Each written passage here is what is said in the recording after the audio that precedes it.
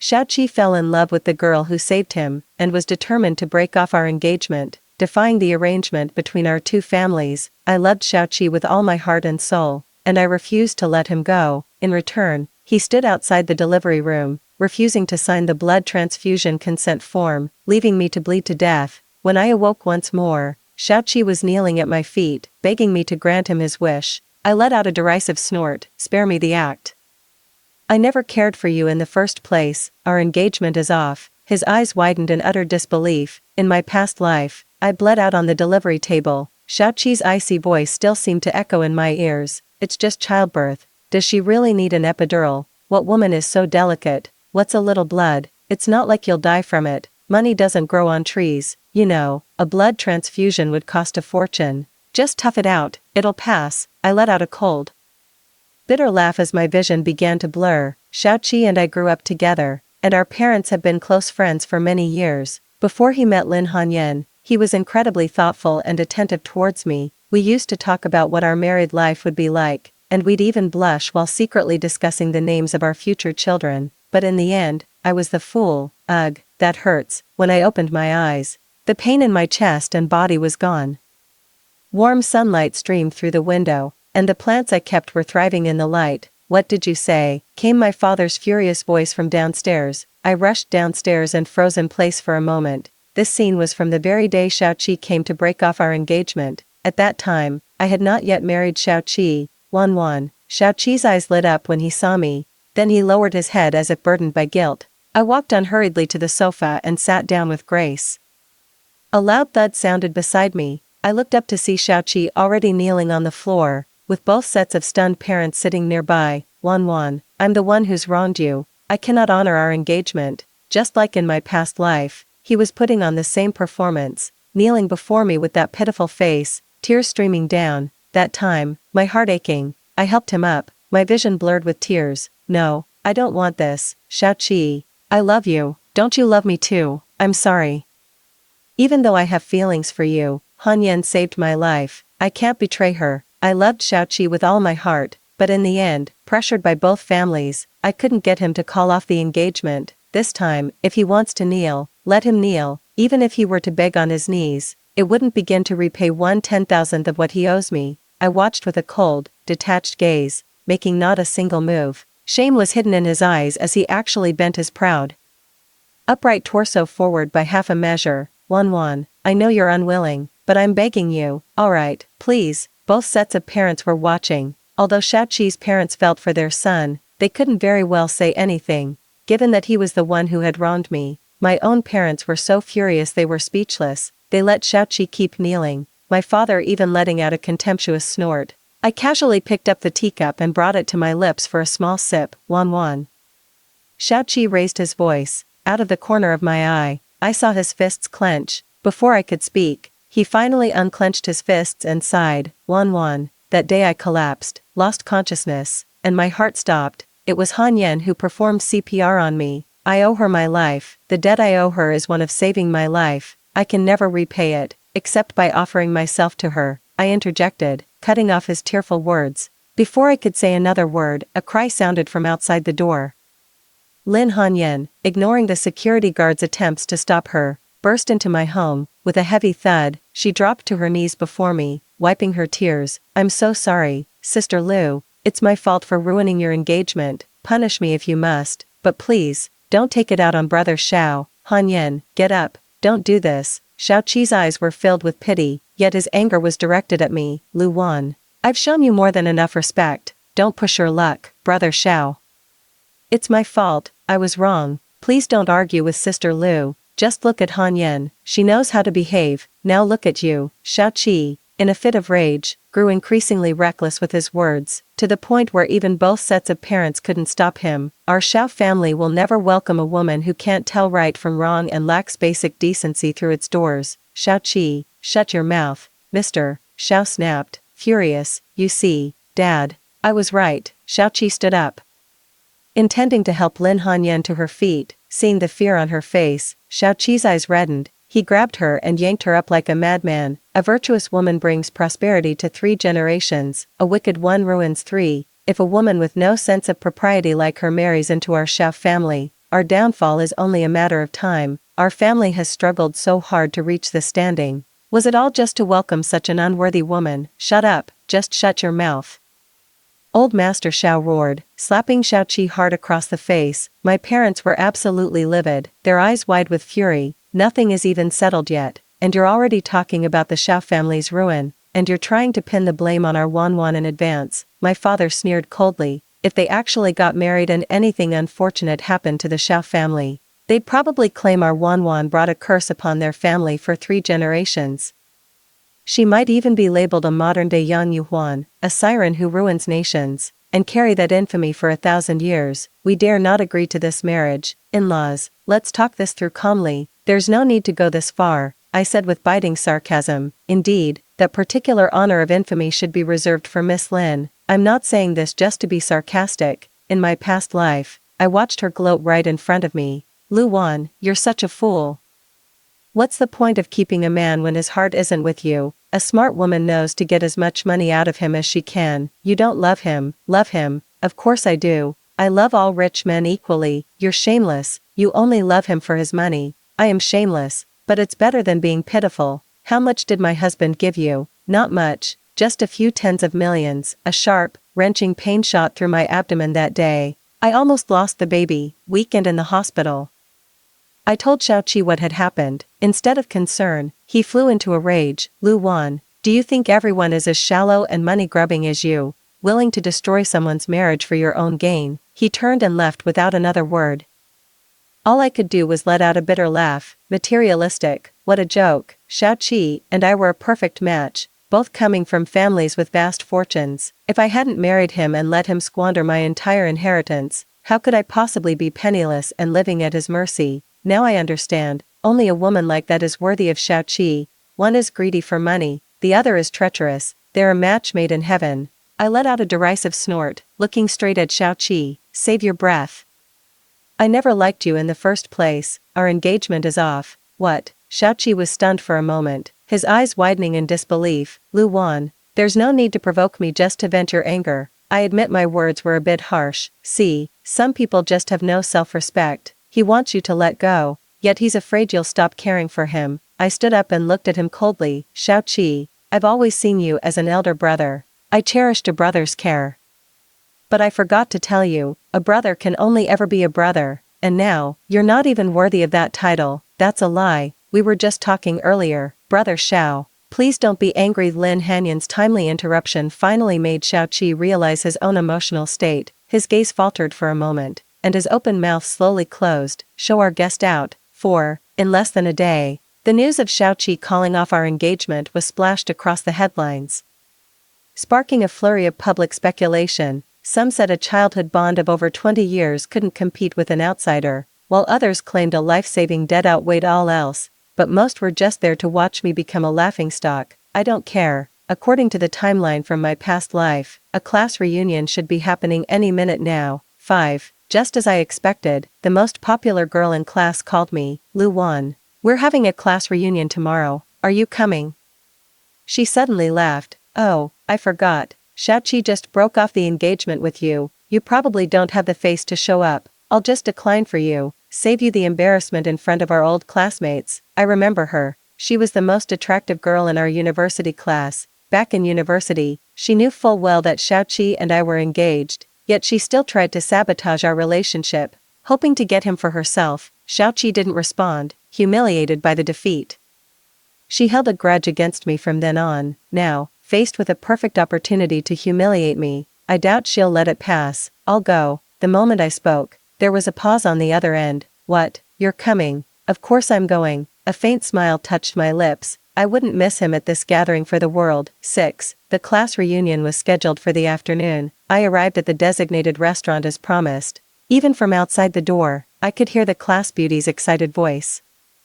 I always said that petty, vindictive Lu Wan was never good enough for you. Serves him right that you called off the engagement. A chorus of voices chimed in. Our President Xiao gave up a long-term relationship for the sake of his savior. That's the kind of gratitude we should all aspire to. President Xiao, a toast to you. I listened to the grating noise and couldn't help but let out a cold laugh. Typical President Xiao. Even an act of betrayal gets spun as a noble, if reluctant, gesture of repaying a debt. And I'm the one who ended up getting what I deserved. You people are shameless, a man's voice rang out. The voice was all too familiar. It was Shinchio. I strode in. Sorry I'm late. I hope you haven't been waiting long. My custom-made, figure-flattering gown shimmered under the lights, casting a radiant glow on my face. I looked anything but the picture of a woman left heartbroken after being jilted by the man she loved. The crowd was taken aback. With several men unable to tear their eyes away from me, my gaze swept past Lin Hanyan, who was nestled in Xiaoqi's arms, and over the faces in the crowd. The man who had been raising his glass to toast Xiaoqi slowly lowered it, unable to meet my eyes. Lu Wan, a flicker of excitement crossed Shinchio's face. I gave a nod. Xiaoqi frowned, stood up, and pulled Lin Hanyan closer. Lu Wan, our engagement is off. Don't you dare set your sights on Hanyan, I smiled mockingly. You're overthinking it, Mr. Xiao. My interests lie elsewhere. Xiaoqi was left speechless, and his body stiffened upon hearing Mr. Xiao. Shinchio let out a snort of laughter, instantly making the atmosphere awkward. I walked slowly to the empty seat between Xiaoqi and Shinchio. I figured this was the spot the class beauty had deliberately saved for me, just to watch me make a fool of myself. I sat down without a second thought, and in that instant, a soft, whimpering sound reached my ears. I'm sorry, it's my fault. I've made Brother Xiao and Sister Lu argue again. I shouldn't have come. I'll go, Lin Hanyan said through her tears, already turning to leave. Xiaoqi grabbed her hand. Hanyan, don't go. This isn't your fault. If anyone should leave, it's a certain someone. He shot a meaningful glance in my direction, but I paid him no mind and continued chatting animatedly with Shinchio. You've changed quite a bit in 6 months. I remember you used to be quite shy. Shinchio scratched his head, his face flushing. I guess so. I remember it all too clearly. In my past life, it was this same innocent face that died in the emergency room. I held his body, my voice trembling. Shinchio, don't fall asleep. Hold on a little longer. Wan, I'm sorry. I couldn't save you, and I couldn't save myself either. Wan, I love you. His hand went limp. The heart monitor let out a piercing, flatline screech as the once jumping line went completely straight. As I looked at his face, it merged with the image of him from my past life, and my vision gradually blurred with tears. In this life, I will absolutely not let you repeat the same mistakes. 7. Lu Wan. A furious roar made my eardrums ache and caused the tears welling in my eyes to recede slightly. Mr. Xiao, what's your problem now? Lu Wan, this is a class reunion. I don't want to argue with you. And you shouldn't make things difficult for others. I hope you know your place and watch your words and actions. The class beauty sneered. Exactly. Some people have already been left behind. They should know their place. The sidekick chimed in. Left behind. This is called survival of the fittest. A ripple of laughter spread through the crowd. I held back Shinchio's simmering anger, my gaze sweeping over those despicable faces. In my past life, when Xiaoqi failed to break off our engagement, every last one of them was full of flattery and fawning. Now, wearing the very same skin, they could be so utterly different. Even though Xiaoqi and I came from families of equal standing, they knew that siding with me meant making an enemy of him. Xiaoqi is the heir to the Xiao family, while I was always destined to be married off. In my past life, even my parents and I fell into this same trap, naively handing over our family business to my husband to manage, believing that what was his would naturally be mine. Little did I know, that was the very beginning of my tragedy. He's been using my resources to support Lin Hanyan on the side, giving me a measly 3,000 a month for living expenses while lavishing tens of millions on his little mistress.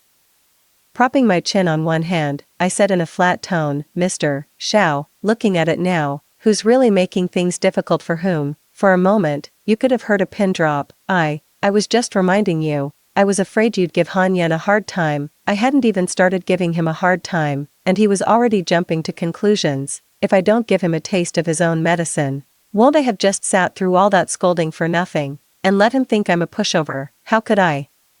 How could I possibly make things difficult for Mr. Zhao's savior? Oh, speaking of saviors, that reminds me of a story. I let out a short, derisive laugh. Once upon a time, a poor scholar saved a fox spirit. To repay him, the spirit took human form and insisted on marrying him. Everyone stared at me with puzzled eyes. Xiaoqi seemed to know what I was about to say, his face growing increasingly livid. Don't you all think our President Xiao looks just like a male fox spirit trying to repay a debt of gratitude? Ha ha ha ha. Shinchio burst out laughing directly, while the others, seeing Xiaoqi's livid face, struggled to hold back their laughter. Lu Wan, he clenched his fists. You're saying all this to humiliate me, just to make me follow the example of that poor scholarly Iran, hinting that I should keep my distance from Han Yen. You really won't give up, will you? I never said that. There are countless stories with similar themes. How could you possibly know which vixen I was referring to? Everyone praises President Xiao for his gratitude and sense of reciprocity. I was merely using the fable of the fox's gratitude to compliment your noble character. What's wrong with that? You, oh my. It's getting late. I should be going. I stood up, meeting Shinchio's reluctant gaze once more. I handed him a business card. I remember you were excellent in the sciences. I happen to have a project I'd like to collaborate on with you. The annual salary is 500,000, and you'll share in the profits from any research results. If you're interested, give me a call. Shinchio took the card in a daze, but a moment later, his eyes were alight with excitement. Ignoring the envious looks from the crowd, I turned and walked away. 8. In my past life, after I married Xiaoqi, my parents entrusted the entire Lu family fortune to his management.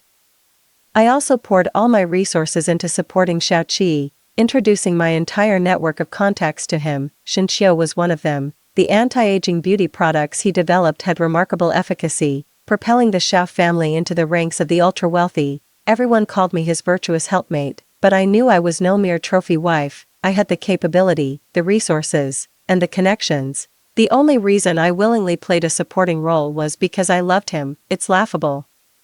Today, Xiaoqi is so desperate to break off our engagement that he's already painting me as a future wife who would bring ruin upon his household. How utterly ridiculous. Looking at it now, love isn't worth a mention. Rather than exhausting myself to love another, it's far better to use my resources to love myself. That very day, after I returned, Shinchio called me. He was more than willing to work with me. I brought him to meet Dr. Li. Dr. Li has had a long-standing partnership with my family, and we have provided him with substantial financial support. In my past life, he only agreed to cooperate with the Xiao family as a favor to me. Miss Lu, you've arrived. Dr. Li, this is my good friend Shinchio. Don't let his good looks fool you. He's a genuine science whiz. Oh, really? Shinchio's ears turned red without him realizing it. Hello, Dr. Li. I'd like him to join your RD team.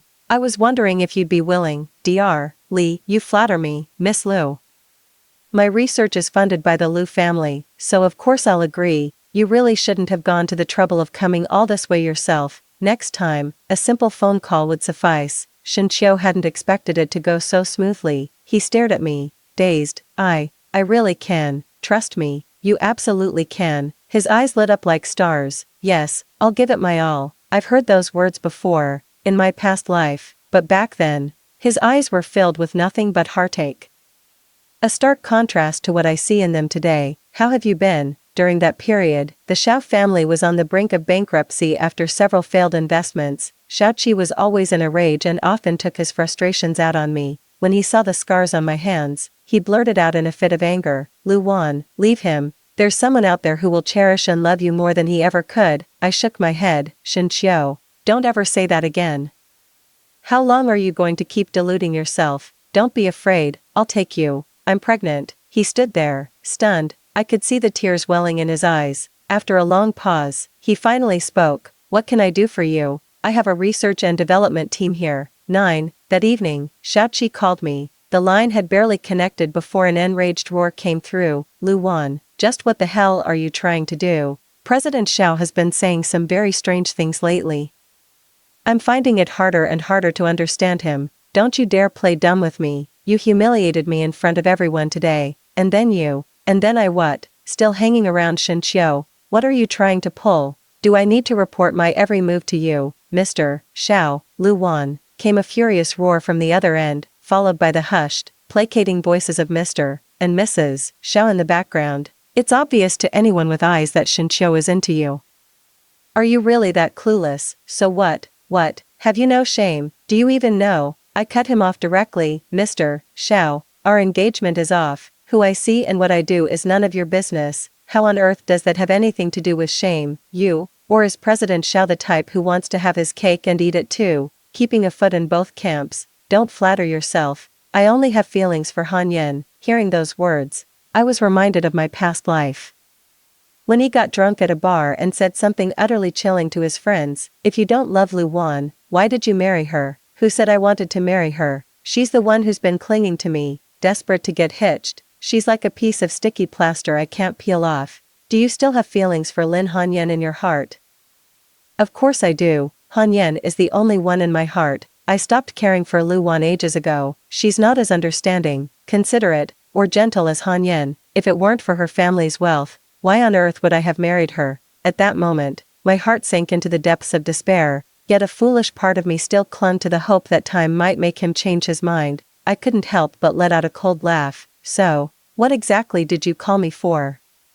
There was a brief silence on the other end. I'm just warning you, stop doing things to deliberately get my attention. I am not going to marry you. Well, thank you, Mr. Xiao, for your great mercy in not marrying me. With that, I hung up the phone. 10. Gazing at the moonlight, a sudden pang of hunger sent me out in search of food. The nights in a big city are always a blaze of neon lights and revelry. Shops clamored for customers with shouts and blaring loudspeakers.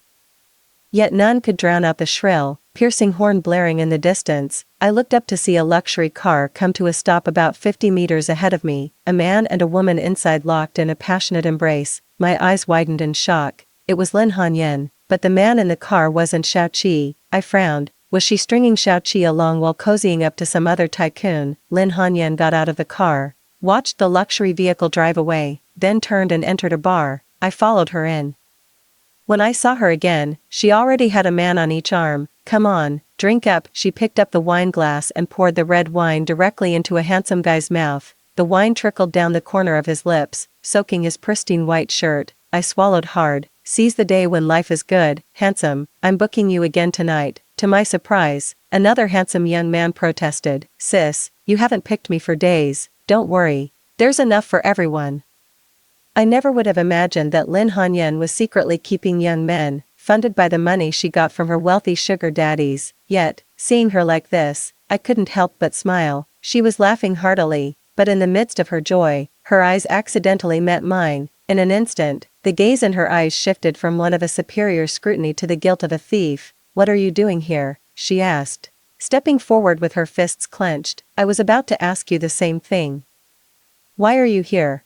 She bit her lip hard. Let me tell you, don't even think about reporting this to Xiao Qi. The owner here is a close friend of mine and won't give you a shred of evidence. In the end, it'll just be your word against mine, a baseless accusation. Brother Xiao will only despise you more for it. What does your business have to do with me? To be honest, I'm actually quite impressed with your time management skills. I offered a faint, knowing smile and turned to leave.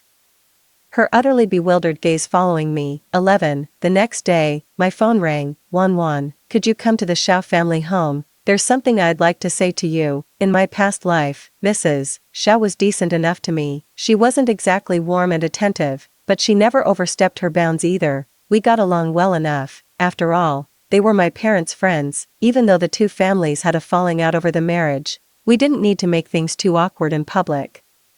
When I arrived at the Xiao residence, only Mrs. Xiao was home. She greeted me with a warm smile and ushered me to the dining table. I made all your favorites. Go on, have a taste. I took a bite and nodded. It tastes just like I remember. Thank you. I remember you loved this as a child. You were always begging me to make it for you. Yeah, that was all a long time ago. Back in my childhood. Yes, it's all in the past. Some things are best left there. I set down my chopsticks. Please. Feel free to speak plainly, Mrs. Xiao didn't stand on ceremony either. Alright, Wan, I'll get straight to the point. Regarding the incident at the class reunion, it's true that Chier was out of line, his father, and I have already reprimanded him. You should also let the matter rest. After all, maintaining harmony and faith between our two families is of utmost importance. Let the matter rest. I heard from Chier and Hanyan about how you gave him a hard time at the reunion. For someone of your upbringing, how could you say such inappropriate things to his face and humiliate him? I've advised him on this matter as well. Chier is magnanimous and doesn't wish to dwell on it. But as an elder, I must speak up for my son. Your actions have truly damaged the dignity of both our families. I let out a cold laugh. So you've come to call me to account. To be frank, even if Chier handled things poorly, as a girl, you should be considerate of a man's perspective.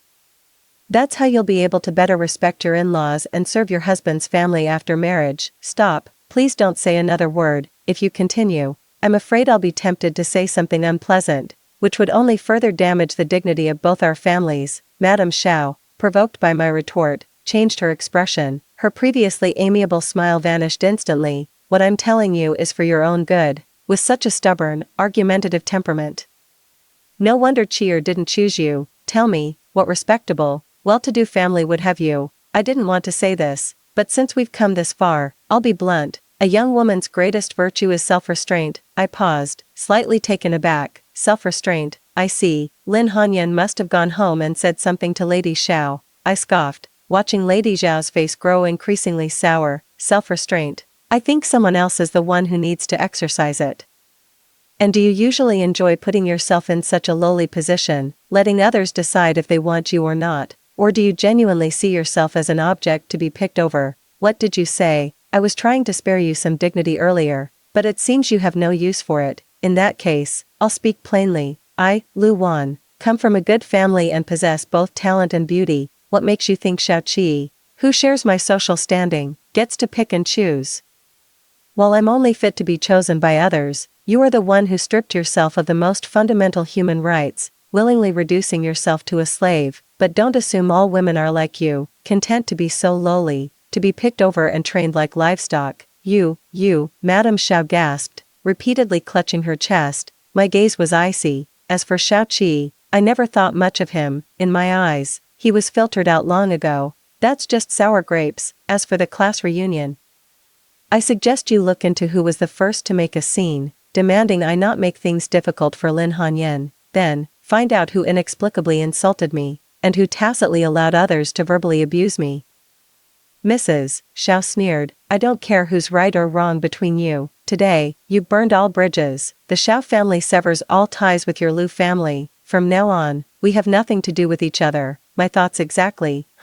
Let me tell you, our Xiao family just invested in a hot stock. Its market value will skyrocket in no time. When that happens, your Lu family won't even be worthy of polishing our shoes. Investment. I thought of something and quietly curved my lips into a smile. Mrs. Xiao shot me a haughty glare. As for Xiao Qi, don't you dare try to seduce him with the past. Hanyan is already pregnant. I suggest you stay away from him, or you'll regret it. Lin Hanyan is pregnant. The smile on my lips grew even wider. To be honest, I feel rather sorry for you. Sorry for me. You asked me to come here on Uncle Xiao and Xiao Qi's behalf, didn't you? What is it? I let out a derisive chuckle. Isn't it strange? They know full well this is a thankless task that'll make them enemies, yet they won't dirty their own hands. Instead, they send you to be the bad guy. You, how dare you? With that, I turned and left without a backward glance. Later, I overheard the housekeeper gossiping. Not long after I left, Mrs. Xiao called Mr. Xiao, and a fierce argument erupted in the Xiao household that night. 12. Lu Wan. What's the big secret? Why did you ask me to meet you like this? Lin Hanyan arrived at the cafe, a designer handbag dangling from her arm. That bag must have cost a fortune. Xiao Qi certainly doesn't hold back. He just buys whatever he wants. But looking at that bag, I only felt happier. Lin Hanyan noticed my gaze and said with a smug tone, this bag was bought for me by Brother Xiao. It cost 3 million. You know, he certainly seems devoted to you. Of course he is. I'm already carrying Brother Xiao's child. The Xiao family said that once the pregnancy is stable in 3 months, Brother Xiao will marry me. You simply must come to our wedding. Now, don't be too upset. Even though Brother Xiao and I are having a child and getting married, that child you're carrying, it's not Xiao Qi's, is it? At those words, the triumphant look on Lin Hanyan's face vanished, her pupils contracting sharply. What are you saying? This child? It's definitely Brother Xiao's. You're just jealous. Ah. I sighed with feigned regret. I'd advise you to get a paternity test sooner rather than later. Otherwise, you and the child will be left to shoulder his debts. What do you mean by that? You mean you haven't heard about the Xiao family's investment? Of course I know. The stock they picked is a complete dud. It'll crash and burn within a month. With the memories of my past life, I knew exactly which stocks would skyrocket or plummet in the coming months. Oh, give me a break. You can see the future now. I think you're just bitter about not getting Brother Xiao, so you're trying to sabotage the Xiao family. Listen, I'm telling you. Just then, my phone rang. Guiltily glancing at Lin Hanyan, I hurried off towards the restroom. That's right, You have to buy these stocks I mentioned, go all in. I deliberately raised my voice. As the time to return drew near, the slight hesitation on Lin Hanyan's face gave way to growing confidence. You must convince him not to invest. Don't worry, I'll do my best to persuade Brother Xiao. She left with a smile, while a smirk tugged at the corner of my mouth. Lin Hanyan is undoubtedly scheming to take the position of Mrs. Xiao, to completely crush me underfoot. She will definitely tell Xiaoqi about these stocks. Given that I've fallen out with the Xiao family, they will surely suspect my motives. On top of Xiaoqi's foolishness, he was swindled out of tens of millions by Lin Hanyan in our past life. The more I tell them not to buy a stock, the more determined they'll be to buy it. 13. Just as I predicted, when the Xiao family saw me buying those stocks in secret, they followed suit and purchased large quantities of the very stocks I mentioned. Within a month, they made a hefty profit. I saw things were about to turn and pulled out in time, while they, brimming with confidence, threw most of their money in. The stock kept falling, yet they stubbornly doubled down, refusing to believe the trend. Lin Hanyan watched anxiously and called me several times. I didn't answer. I have some great news today. Shinqiu has successfully developed a new anti-aging beauty technology, several months ahead of my expectations. Shinqiu, you're amazing. Shinqiu sat beside me, head slightly bowed, and said in an extremely gentle voice, "Thank you, President Liu, for giving me this opportunity. Otherwise, I wouldn't have had the chance to participate in the RD. Oh my God, such a humble and adorable sweetheart. I just want to give him a big hug." My eyes were practically glued to it, but I managed to tear my greedy gaze away. Without you, the Liu family would never have gotten their hands on this precious technology. From now on, we split the profits 50-50. No. He jerked his head up, his face flushing when he met my eyes. "I'll only take 30%, you keep the 70, he stammered through his words, his hands nervously fidgeting with his clothes. I froze, the words echoing in my mind. "I'll take just 3, you keep the 7. In my past life, he said the same thing to me. Only back then, the Xiao family was the one to benefit. He poured his heart and soul into it for my sake and the Xiao family, yet in the end, Xiaoqi stole the fruits of his labor. Taking advantage of the fact that I was the one who introduced him, and without a signed contract, he not only kicked Shinqiu out but also refused to pay him a single cent. Over this, Xiaoqi and I had a huge fight. Don't think I don't know Shinqiu has feelings for you. The only reason he came here was to get more chances to see you. Xiaoqi, what are you talking about? If there was anything between us, why on earth would I have married you?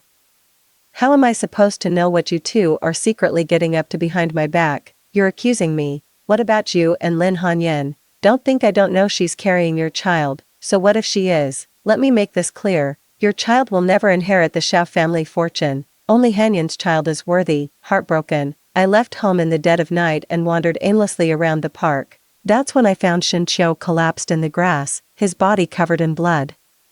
I learned from Shinqiu that it was Xiaoqi who had him beaten to this state, that it was Xiaoqi who wanted him silenced for good. It's truly a case of power being mightier than the law, allowing one to commit atrocities with impunity. My heart has turned utterly cold. I rushed him to the emergency room, only to watch him die in my arms in the end. I wept my heart out. The grief so overwhelming it triggered premature labor pains, premature birth, massive hemorrhage. I heard Xiaoqi's curses outside the delivery room. And then, I passed away filled with hatred. "Wan, why are you crying?" Shinqiu's anxious call snapped me out of my thoughts. I'm sorry, I misspoke. It's President Liu. It's fine, you can call me that from now on. He looked up sharply, his beautiful eyes wide with shock. Slowly, his eyes welled up with tears and his body began to tremble uncontrollably. 14. Are you ready? Shinqiu was puzzled. "I'll take you to see a good show," I said with a smile, tugging at his sleeve. After all, the victim from the past life should witness the perpetrator's miserable fate firsthand. It's a form of vengeance for the one who was lost. The wedding was bustling with guests coming and going. The Xiao family has lost most of their investments, so the wedding wasn't as lavish as I had imagined. Besides, given how snobbish the Xiao family is, how much importance could they possibly place on someone like Lin Hanyan, who has neither power nor influence? Xiaoqi's face showed a trace of weariness.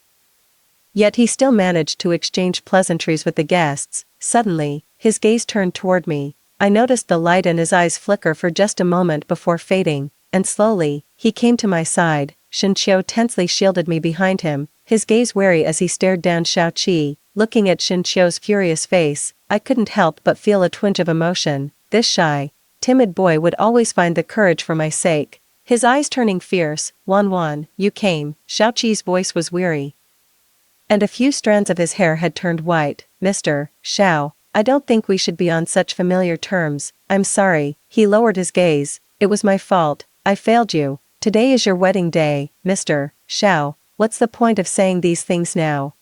He struggled to find the words, paused, and then looked at me. I never imagined Han Yan was that kind of person. What kind of person? Ever since she found out the Xiao family's investments were losing money, she's been arguing with me every single day. I replied calmly, that's just how marriage is. Arguments are perfectly normal. No, she gave me the feeling that all she cared about was money. I sneered inwardly. No need to just feel it. That's exactly what it is. So, Mr. Xiao, are you saying you regret it now? He looked at me with earnest eyes. Wan, I was deceived by her innocent appearance. I had no idea she had such ulterior motives. Can we start over? She's pregnant, I said flatly. I don't like dirty cucumbers that others have used. Xiaoqi's eyes were filled with sorrow, his lips trembling uncontrollably, yet, I noticed Xinqiu's eyes light up beside him. Go on. Your wedding is about to start. We've already given our gift money. Don't keep us from the feast. Xinqiu pulled me away directly. As I settled into the front row seat, he slowly leaned in close beside me. His head bowed and cheeks flushed. I'm pure. I'm not a dirty cucumber. My eyes widened as I noticed Xinqiu's reddened ears. Suddenly, I felt a mischievous urge. I leaned close to his ear and whispered, are you offering to share my bed? Ahem. His entire face flushed a deep crimson. This prompted the elderly lady nearby to speak up. Oh dear, young man, are you running a fever? I have some medicine here. Would you like some? No, that's quite alright. 15. Xiaoqi stood on the stage, impeccably dressed, his gaze fixed intently on me, yet, I paid him no mind, completely absorbed in amusing my younger brother beside me. Welcome, everyone, to the wedding of Mr. Xiao and Mrs. Lin. Let's give a warm round of applause for the bride's entrance. As the lights came up, all eyes turned toward the main entrance. After the doors swung fully open, a heavy silence fell first, quickly followed by a swell of murmurs and whispers. Where's the bride? Did she not come, or was she not even told? I think the bride forgot she's getting married today. Mrs. Xiao frantically ordered the people nearby. Go find her. Quickly, Xiaoqi's face turned ashen, his hand gripping the corner of his jacket so tightly his knuckles were white. Soon after, someone rushed in and announced, Madam, Mr. Xiao. Miss Lin left a letter. Mrs. Xiao tore open the envelope, took one look, and promptly fainted. Mom, Xiaoqi cried, rushing to her side. A curious auntie nearby picked up the paper and read it aloud. I'm done with this. You can marry this pauper yourself. Instantly, the room erupted in shock and a chorus of murmurs. Oh my. With a startled cry, the woman stood up. Isn't this a paternity test report? Exclusion of paternity. What does that mean? Once again, the room erupted in an uproar. It means the child isn't his. Mr. Zhao's been cheated on. Good heavens, what a bombshell. Mr. Xiao snatched the report with trembling hands, his eyes instantly welling up. Lin Hanyan. He roared in utter despair, just as old Mr. Xiao collapsed to the floor. Quick, an ambulance, call an ambulance. Chaos erupted around me, and I watched coldly as the perfect wedding descended into farce. When my gaze met Xiaoqi's, I could see the pain and apology hidden in his eyes. So what? His pain is nothing compared to a fraction of what I once endured. 16. I watched from a distance as Xiaoqi paced outside the emergency room, feeling not a shred of pity. In my past life, it was under such dire circumstances that he spoke those cold, cruel words, leaving me to bleed out and die. Are my parents okay? We managed to pull them through, but their hearts are weak. They mustn't suffer any more shocks. Thank you, doctor. I watched that agitated figure with a cold gaze and finally let out a sigh. Alright, let's just go. I knew the Xiao family had gone bankrupt due to a failed investment, but I had no intention of telling Mr. and Mrs. Xiao. I didn't want to cause anyone's death like Xiaoqi did in my past life, which is exactly what led to his miserable fate this time around. Consider it all as me accumulating good karma for my own future. Yet, Mr. and Mrs. Xiao still found out about the bankruptcy and passed away on the spot. Xiaoqi's hair turned white overnight, and he had to rely on emergency heart pills to save his life on several occasions. From then on, the Xiao family became a complete laughingstock. Meanwhile, the Liu family, once scorned and treated as a joke after the Xiao family broke off their engagement, rapidly rose to prominence with their anti-aging beauty technology, earning widespread acclaim. The glory I once bestowed upon Xiaoqi has finally returned to me. As for Lin Hanyan, I haven't heard a single thing about her since she left. I have no idea how she's been getting on. 16, Wanwan, Shinqiu said, holding my hand as we sat on the bench. Who do you think tipped off the Xiao family elders? Countless people held grudges against the Xiao family. Now that they've fallen, plenty are eager to kick them while they're down. That's true. I cast a scornful glance at the small lake ahead. Xiaoqi probably never imagined that Lin Hanyan, the woman who once saved his life, would nearly cost the lives of his entire family. Wanwan, a voice called out, and both Shinqiu and I turned around at the same time. I saw a man with a weathered face and graying hair slowly approaching me. Wanwan, Xiaoqi, you need to stop bothering her. Xiaoqi flew into a rage, his eyes bloodshot. Who are you?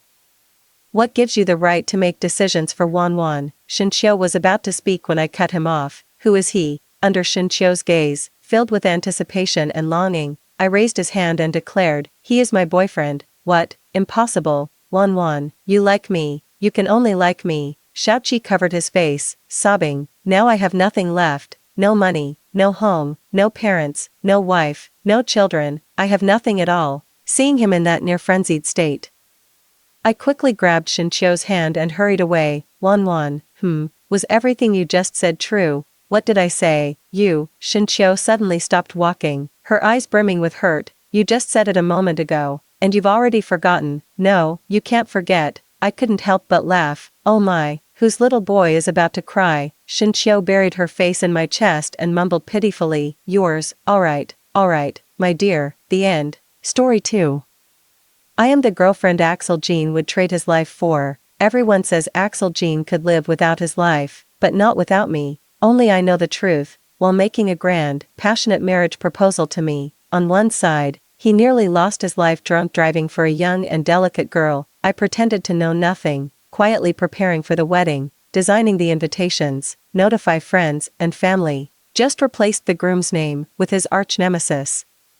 Right when he narrowly escaped death and was pouring his heart out to Joyan, I stood at the hospital room door, took out my phone, and replied to Fin Mu, alright, as you suggested, the wedding will be moved up by a month. Axel Jean has cherished and spoiled me for 10 years. On my 26th birthday, he reserved all the roses in the city, covering every corner of the courtyard. The banquet hall displayed a 7-tier cake he had made with his own hands. On each layer, he had carefully written, Zoe, will you marry me? Surrounded by countless media, he walked through a sea of flowers, knelt on one knee, and gazed at me with deep affection in his eyes. Zoe, will you marry me? I swear, in this lifetime, I will never let you lose. With slightly reddened eyes, I nodded gently. Tears fell from his eyes in a moment of overwhelming emotion, his cool fingertips trembling as he slipped the engagement ring he had designed himself onto my finger. The untimely ring of a phone call interrupted the moment. He turned slightly to answer, his fingers still trembling faintly. That day, he reluctantly and urgently flew to South City. The challenging project that had been troubling him for so long was finally successfully secured by him. However, the other party insisted that the contract must be signed tonight. This flight took him directly to the most luxurious couples restaurant in South City. The girl coquettishly teased him, inadvertently revealing the thin clothing beneath her trench coat.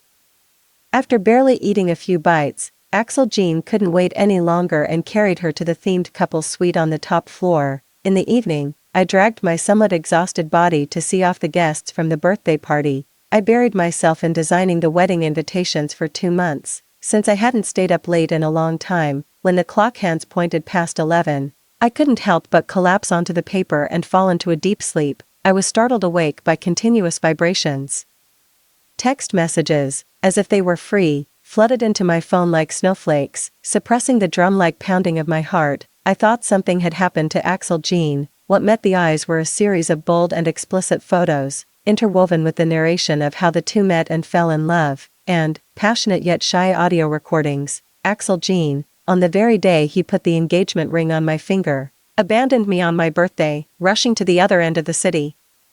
tirelessly coaxing his little girl until he was thoroughly satisfied. She was a dazzlingly beautiful 19-year-old girl, young and tender, carrying dreams of stardom in her heart. Axel Jean mentioned it to me more than once. He said he had met a young girl who lived in hardship but strived to grow toward the light, and he intended to support her. How he upheld justice and drove away Joy-Ann's persistent ex-boyfriend for her.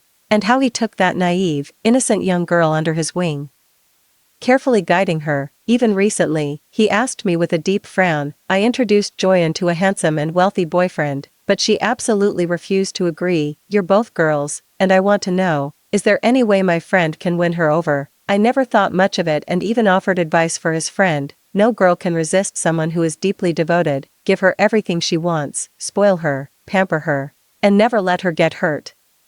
These heartfelt words meant to ease his worries turned into knives stabbing me in the back. Joy-Ann said that if she wanted the stars, Axel Jean would even pluck the moon for her. That headache-inducing, tough project that kept him up at night turned out to be Joy-Ann. All those days Axel Jean lied to me about being on a business trip in the southern city. He was actually pursuing her with relentless effort. Even her perfectly matched ex-boyfriend was forced to break up with her by Axel Jean, who ruthlessly used $1 million check to drive them apart. The very second Joy-Ann agreed to date him, he couldn't contain his excitement and splurged on a private jet, throwing me an excuse I couldn't refuse. He couldn't wait to fly to the southern city, crushing the girl he had longed for into his embrace. He relentlessly and fiercely possessed her. I suppressed the pain spreading through my chest, my fingertips trembling as I turn off the recording that shattered both body and soul.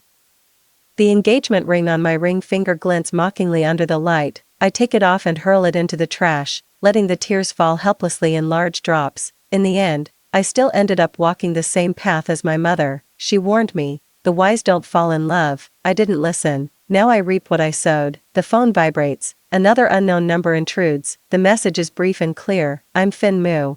How about considering a different groom? Fin Mu, Axel Jean's arch-rival. Over the years, he has always interfered with whatever Axel Jean wanted. My chest still ached unbearably, thinking of Axel Jean's betrayal. I agreed to Fin Mu's request. Fin Mu proposed again. Then let's meet tomorrow evening at Yunding Coffee to talk. Alright. That night, I crossed out Axel Jean's name on the invitation and unfolded a new sheet of paper, tears smudging tiny blossoms of moisture over the groom's name. The next evening, I collapsed at the villa's entrance. It was Fin Mu who took me, covered in blood, to the hospital. That night, the doctor fought tirelessly to snatch me from the grasp of death. Axel Jean set off a night of dazzling fireworks in South City for Joy-Ann. The brilliant fireworks lit up the starry night sky. They also illuminated the two figures passionately kissing in the backseat of the Rolls-Royce.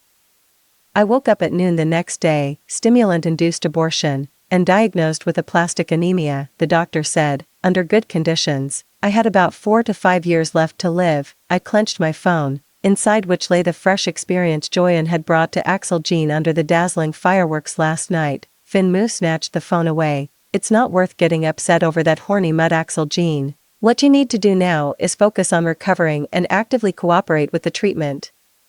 He stood against the light, making it impossible to discern the emotions in his eyes. Being with me is the best revenge against Axel Jean. Axel Jean called me on video chat, anxiously asking why I was in the hospital. I brushed it off by saying I had a cold and fever. He wasn't reassured and insisted on returning to Beijing, even if it meant stalling the rapidly progressing project. Joy-Ann didn't let him have his way. From being unable to stop him from leaving to finally proposing a breakup, she went to the bar alone and publicly invited her ex-boyfriend to reconcile, without even glancing at Axel Jean, who followed behind her with eyes burning red. Axel Jean was already completely drunk when Joy-Ann left with her ex-boyfriend. Ignoring his childhood friend's attempts to stop him, he grabbed the racing car keys his friend had found for him and gave chase. One stomp on the accelerator, and he nearly met the king of hell. Joy-Ann proudly boasted to me about it. Zoe Gu, your decade-long relationship couldn't withstand my single breakup statement. He was willing to risk his life for me. The moment Axel Jean regained consciousness, his first action was to instruct his assistant to spend whatever it took to keep the incident in Nanjing completely under wraps. Yet I still went to the hospital. I want to see with my own eyes just how passionately he loves Joy-Ann. In the hospital room, Axel Jean, who had narrowly escaped death in the ICU, pulled the girl in front of him into his arms and kissed her domineeringly. After a long while, he finally spoke in a hoarse voice. Joyan, I'll give you everything you want except the title, a villa, money, dreams, jewelry, even children, all can be yours. You'll have what Zoe has, and I'll fulfill what Zoe doesn't have." Through the visitation glass, I gazed into those affectionate eyes, deep enough to drown a person. Take out the phone to reply to Fin Mu. "All right, as you wish.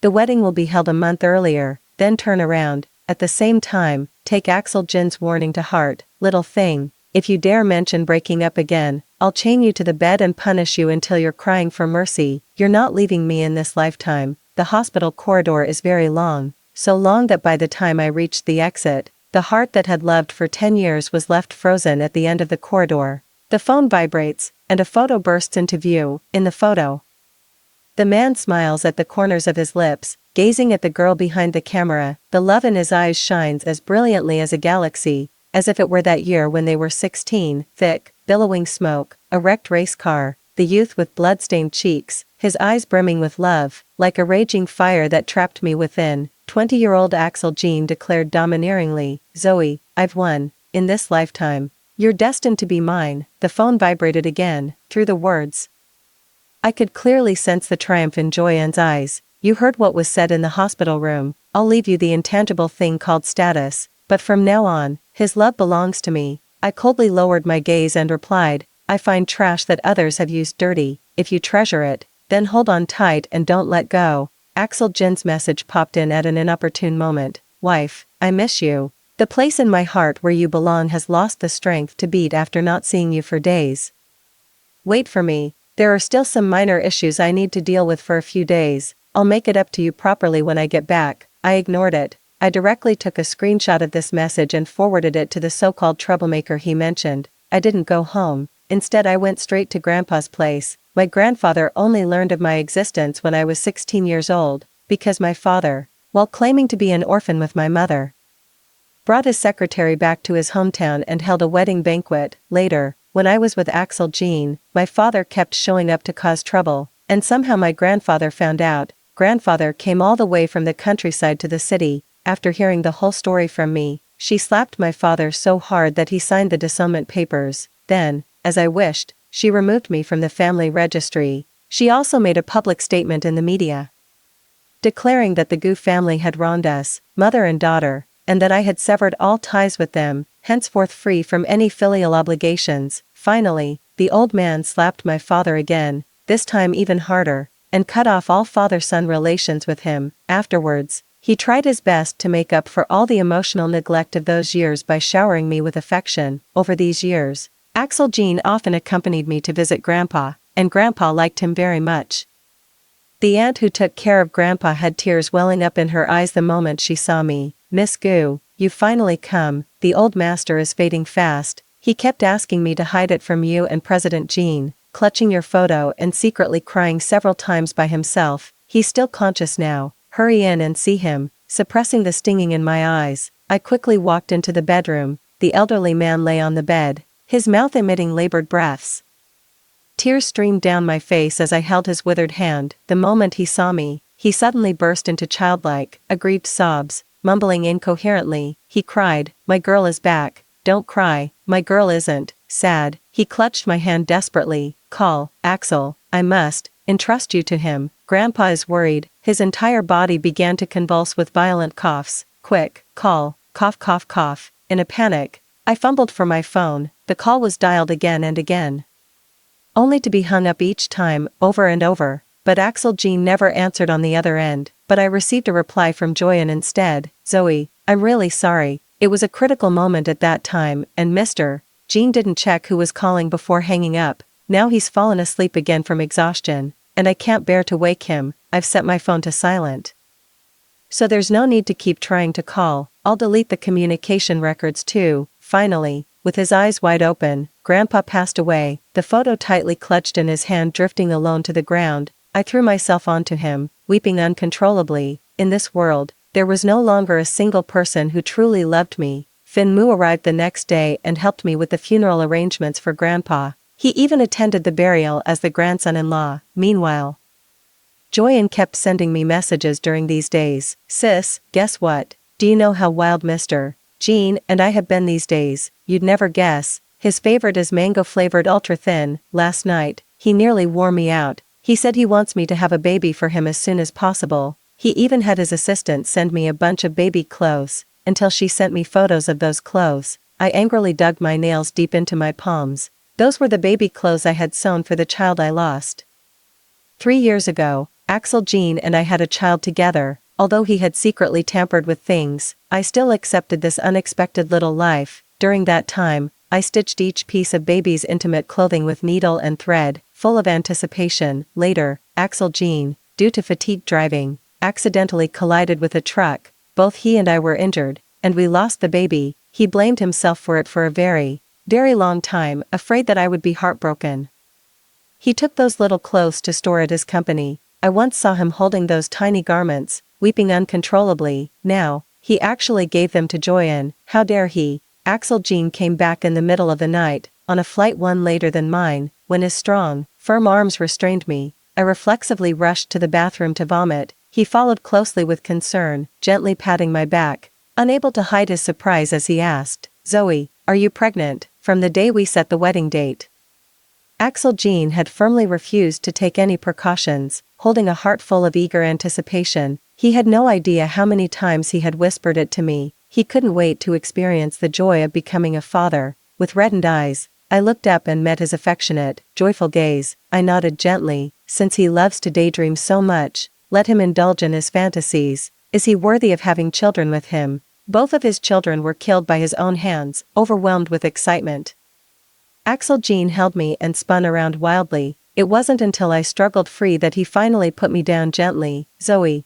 I'll make it the happiest baby in the world." I suppressed the disgust in my heart. The happiest baby, happy enough to compete with his illegitimate child for their father's love and family fortune in the future. He really has the nerve to say that. My chest felt as if stuffed with cotton, unable to swallow or spit it out. Finally, I pretended to feel dizzy and mustered all my strength to throw myself into his arms. "Ouch," he gasped in pain, too preoccupied to check his aching chest as he nervously scooped me up and gently laid me on the bed. Then, he opened the drawer and quickly popped a dark plum-flavored candy into my mouth. He thought I was having a hypoglycemic episode and was extremely nervous. I softly exhaled a sigh of relief, as he focused intently on checking my complexion.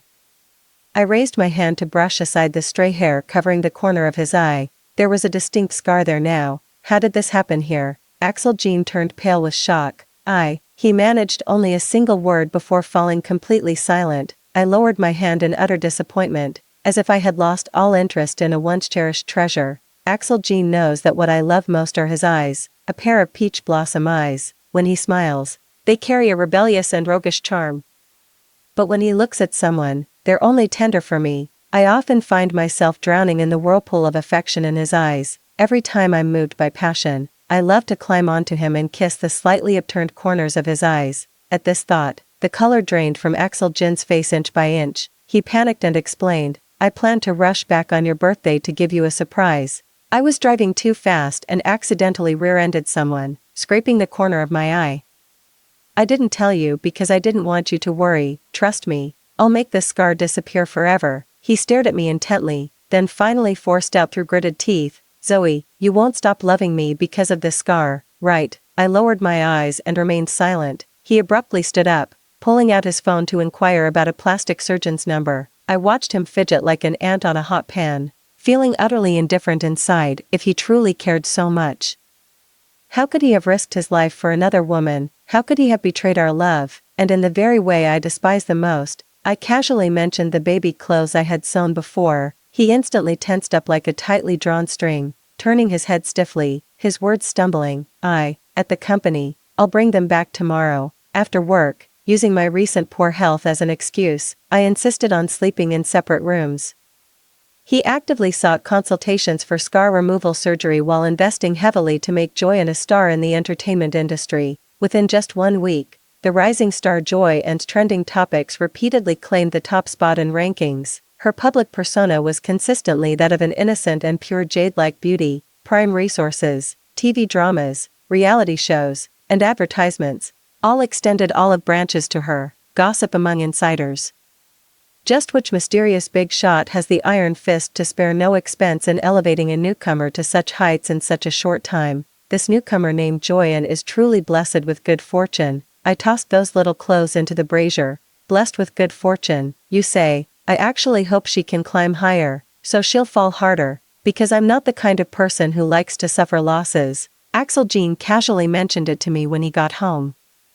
The Mu family suddenly stopped their malicious interference with the company a few days ago. From now on, he can focus all his energy on the company's development. Starting next month, he wants to replace all the company's product endorsements with Joyan. He laid it all out, analyzing each point for me. Joyan has a great image and high popularity. The company needs to inject such fresh blood, and I want to give more opportunities to hardworking young people like this. I interrupted what he was about to say next. What if I disagree? Would you change your mind for me? He was momentarily stunned, trying to detect any emotion other than calmness through my expression. I chuckled and pressed further. The mysterious big shot they say is behind Joyan's rise to fame. Could that be you? Axel Jin's expression darkened instantly. It was the first time he'd gotten angry with me. Zoe, why are you like those people, always eager to tarnish her reputation? Joy made it on her own efforts. I am a businessman. I won't waste money building a false reputation for someone. Yes, she made it through her own efforts. She just worked hard to serve you well, and this immense fortune came her way. Looking at his face, dark and cold with anger, I immediately felt wronged, my eyes reddening. Are you angry with me because of her? Since you're so protective of her, why don't I just give her the position of Mrs. Jean? I'll move out tomorrow to make room for her in advance. I stood up, trying to shake off his tightly gripped wrist, only to meet his bloodshot eyes. Axel Jean can't stand hearing me say such harsh words. Then I'll make sure to say them to him. Furious, he laughed bitterly and pulled me into his arms, leaving me no room for resistance. A scorching kiss, mixed with the taste of blood, filled my mouth. That disgusting feeling of repulsion is driving me crazy. It wasn't until he felt the scalding tears that he gasped and pulled me tightly into his arms. Darling, don't be jealous for no reason. She's just a student I pitied and decided to support. I won't allow you to say such things again, or I'll go mad. I broke free from him and said earnestly, you said that as long as I wanted, you could give me the entire company. Now, I only have one request. I don't agree with Joy in being the company's spokesperson. After a long silence, Axel Jean asked in return. Zoe, why? I want to know the reason. I looked at him and said word by word, because I hate her. Is that reason enough? Axel Jean left, his icy warning still echoing in my ears, devoid of any warmth. Zoe, I can indulge you in everything else, but you shouldn't interfere too much with company matters. I've already promised the company's endorsement to Joyan. I won't let your prejudice make me speak ill of her. Not until the car downstairs started did I dial that frequently contacted number in my call log. Both parties quickly reached a consensus. 4 years ago, Axel Jin's company faced a crisis. I used the trust fund my mother had set aside for me to help him through the crisis. Once everything settled, Axel Jean transferred half of the company's shares to my name. After deciding to leave him, I began quietly selling the shares, but we couldn't agree on a price, until today.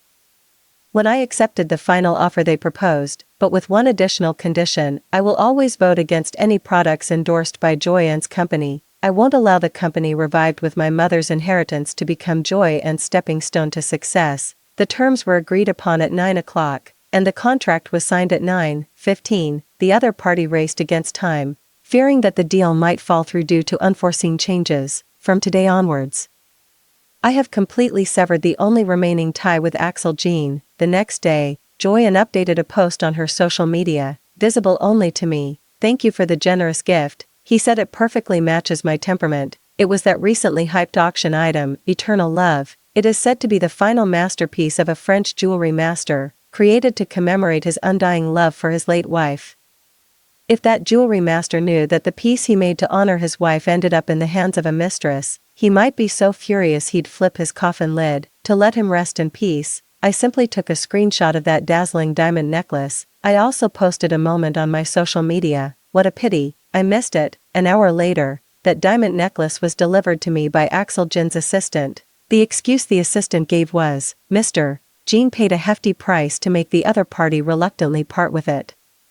He truly cares about you. I knew very well that Axel Jean must have promised Joyan something of equivalent value, but how could I let her have it easy? So, I posted pictures of the expensive suburban villa on my social media again. No additional words were needed. Those who understand will naturally understand. Fortunately, Axel Jean got the hint. The red property deed bearing my name was proudly shared on my social media 3 hours later. The caption read, "I really don't need it." But he insisted on giving it to me. Only Joyanne can see this. Joyanne's voice message came 5 minutes later. She was screaming hysterically, "What nonsense about the one not being loved being the third party. He just feels guilty toward you. Do you know how much he adores my body? Last night I lost count of how many times I made him happy. You know he bought me." I only replied with one sentence, "If I post these voice messages online, do you think you'd be universally condemned and forced to quit the internet?" The other party immediately backed down. I roughly calculated the value of the things she just mentioned and then gave her a 50% discount. This should be all the liquid funds she can come up with, then send her the amount, and tell her that if my mood doesn't improve before dark, these recordings will be in the hands of major media outlets by tomorrow. As it turns out, Joyanne is just as savvy as Axel Jean. Looking at the substantial amount newly added to my phone, marked as a gift, I felt a wave of satisfaction. In high spirits, I went to bed early, just when someone had to come and ruin this rare good mood. I was woken up in the middle of the night by Axel Jean, who had clearly had too much to drink. His breath reeked of alcohol as he showered me with hot, wet kisses. I struggled to break free, but he pinned me down relentlessly. He whispered soothingly, "Honey, I'll be very gentle.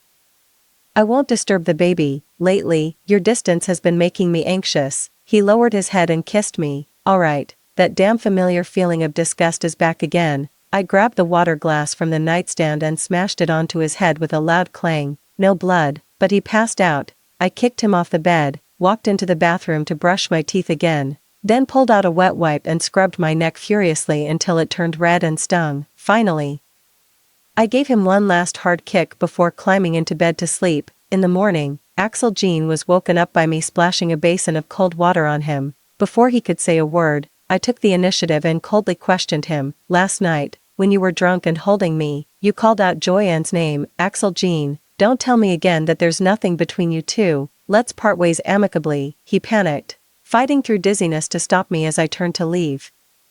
But he tripped over the foot of the bed and fell hard to the ground. Ignoring the pain, Axel Jean grabbed my wrist tightly and roared, "Zoe, I swear there's really nothing between me and Joyanne, otherwise, may I die a horrible death. These past few days, we've been discussing plans regarding her endorsement. Plus, I drank a lot yesterday and misspoke in the moment. You can't sentence me to death over one unintentional mistake. It's not fair. I will never let you go." I turned around, my eyes red as I said word by word, "Axel Jean, those who betray true hearts must swallow 10,000 needles. I'll only believe you this once." After that day, Axel Jean stayed at home for 2 days being the perfect 247 boyfriend, discussing wedding arrangement details with me. The wedding, originally scheduled for 2 months later, was abruptly moved up by over a month by him, coincidentally clashing with my wedding date. So, I demanded to hold the wedding in the southern city, and he agreed. I insisted on using his most hated flowers at the wedding, and he complied. And all the subsequent unreasonable demands I made, he nodded to each one. He said, as long as I was happy, that was all that mattered. On the 3rd day, Axel Jean was urgently called away by a phone call. I only found out from the trending searches that Joyanne had missed a step on the set and sprained her ankle, and today happened to be the 11th anniversary of my relationship with Axel Jean. Joyanne mockingly sent a provocation, saying she would give me a memorable anniversary unlike any other. She would do everything in her power to keep Axel Jean by her side. I watched her overly confident certainty, decided to take the path of the villain, leaving no road for the villain to walk. Axel Jean, who had spent the entire day with Joyanne, was feeling a bit anxious. Today was his and Zoe's anniversary. Seeing the sky gradually darken, he didn't want to waste any more time at Joyanne's place. But Joyanne clung to him like a needy kitten, her nose red from crying. Gazing at him with such pitiful reluctance, his heart softened, and he kept delaying. Finally, he steeled himself and spoke up. "Joy, you should rest well. I have something important to attend to today, but I'll come to accompany you tomorrow." A trace of resentment flashed in Joyanne's eyes as she threw herself into Axel Jean's arms, looking pitiful with tears in her eyes, a sight that tugged at the heartstrings. Just as he was about to soften, Axel Jean's phone vibrated twice.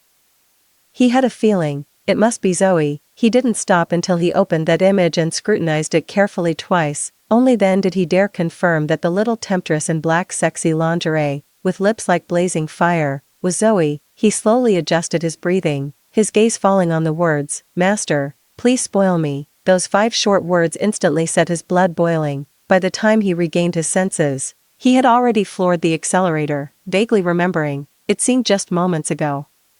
He had forcibly pried open Joy-Ann's tightly clinging hands, the door lock turned at the expected time, and I suppressed the sneer at the corner of my lips. The next second, I was pinned harshly against the wall by Axel Jean. The vegetables and fruits at my feet were scattered all over the ground. Axel Jean has always been flamboyant, except for their anniversary every year. He would cancel all his work, cook in person, and every dish was my favorite, then feed me until I'm completely exhausted, leaving me without a single ounce of strength. This time, I didn't resist. Instead, I wrapped my arms around his neck, just like I always did, but just as my lips were about to touch the corner of his eye, I suddenly pushed him away. "Sorry, but that scar at the corner of your eye kills any interest I might have had. I know exactly how to hurt him the most. Making only me suffer is too unfair." Axel Jean felt as if a basin of icy water had been poured over his head. The flames that were about to consume him were instantly extinguished. He clenched his jaw tightly, a taste of blood rising in his mouth when he saw the disgust in my eyes. It must have been his imagination. His Zoe would never treat him this way. Not until the sound of the master bedroom door locking echoed did the living room fall so silent that he could almost hear only his own heartbeat. Only then did it dawn on him. Zoe hadn't hugged him on her own initiative in a long time. All because of one more scar. What if she found out about Joy-Ann's existence? No, in this lifetime, he would never let Zoe know about his affair with Joy-Ann. He couldn't afford to gamble with that. Axel Jean sat on the balcony all night, surrounded by scattered cigarette butts and empty liquor bottles littering the floor. As dawn broke, he rose wearily and cleaned up the mess. He had promised to make this scar disappear forever. It's just that recently, he's been held up by the matter concerning Joy-Ann. As long as the scar is removed, he and Zoe can go back to how they were before. With this thought, he seemed to regain his motivation, bending down to pick up the vegetables from the floor and walking into the kitchen. Before long, a table was set with 6 dishes and a soup, all aromatic and appetizing. Axel Jean then quietly walked to the door of the master bedroom. I was startled awake by a knock at the door. As I got up, I felt a dull ache in my lower abdomen and opened the door with a pale face. "Go buy me a pack of sanitary pads. We're out at home. I made your favorite dish." Both spoke at the same time. Axel Jean was so shocked that he forgot to respond, and after a long pause, he finally asked in a hoarse voice, "You're not pregnant?" I calmly replied, "My period was late, so I thought I was pregnant." "What? Are you disappointed?" Axel Jean's eyes darkened slightly. Then he gradually relaxed his furrowed brow and comforted me. "Don't be disappointed, we'll have children in the future. You go lie down on the bed, I'll go buy it and be back soon." By the time Axel Jean returned, my pain had already eased, but he still insisted on brewing brown sugar water and made me drink it. Then he repeatedly rubbed his palms warm to heat my abdomen. The phone rang abruptly. He glanced at the caller ID and without hesitation, immediately silenced it. The next second, Joy-Ann's manager called back again. Axel Jean hesitated for a few seconds before hanging up again, repeating the action over and over. He got up somewhat irritably, told me to rest well, said there was something important at the company that needed handling, then turned to leave. "Wait a minute," I called out to him, pulling out the wedding invitation for me and Finmu from under the pillow. I handed it to him. "Take a look at the design and see if there's anything that needs to be changed." His phone was still vibrating urgently in his palm. Axel Jean gave it a quick glance, muttered a perfunctory "it's fine," and hurried off. If only he had looked a little longer, he would have noticed. The groom's name had long been replaced by that of his sworn enemy, yet his heart was not here. It had already drifted away to Joy-Ann, as the sound of the door closing echoed.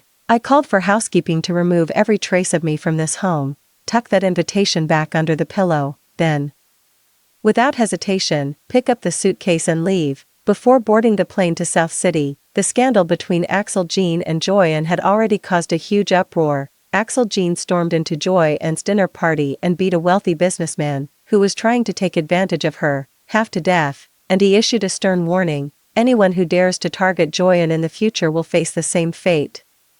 Then, he shielded the disheveled Joy-Ann in his arms, picked her up, and quickly left the scene. The entire incident was coincidentally captured by someone with ulterior motives. even though he had silenced everyone present. When he returned to the company and continued using his connections to suppress the wealthy businessman, the footage was still leaked online by someone. Axel Jean was completely panicked. I was just 10 minutes away from boarding when I received Axel Jin's call.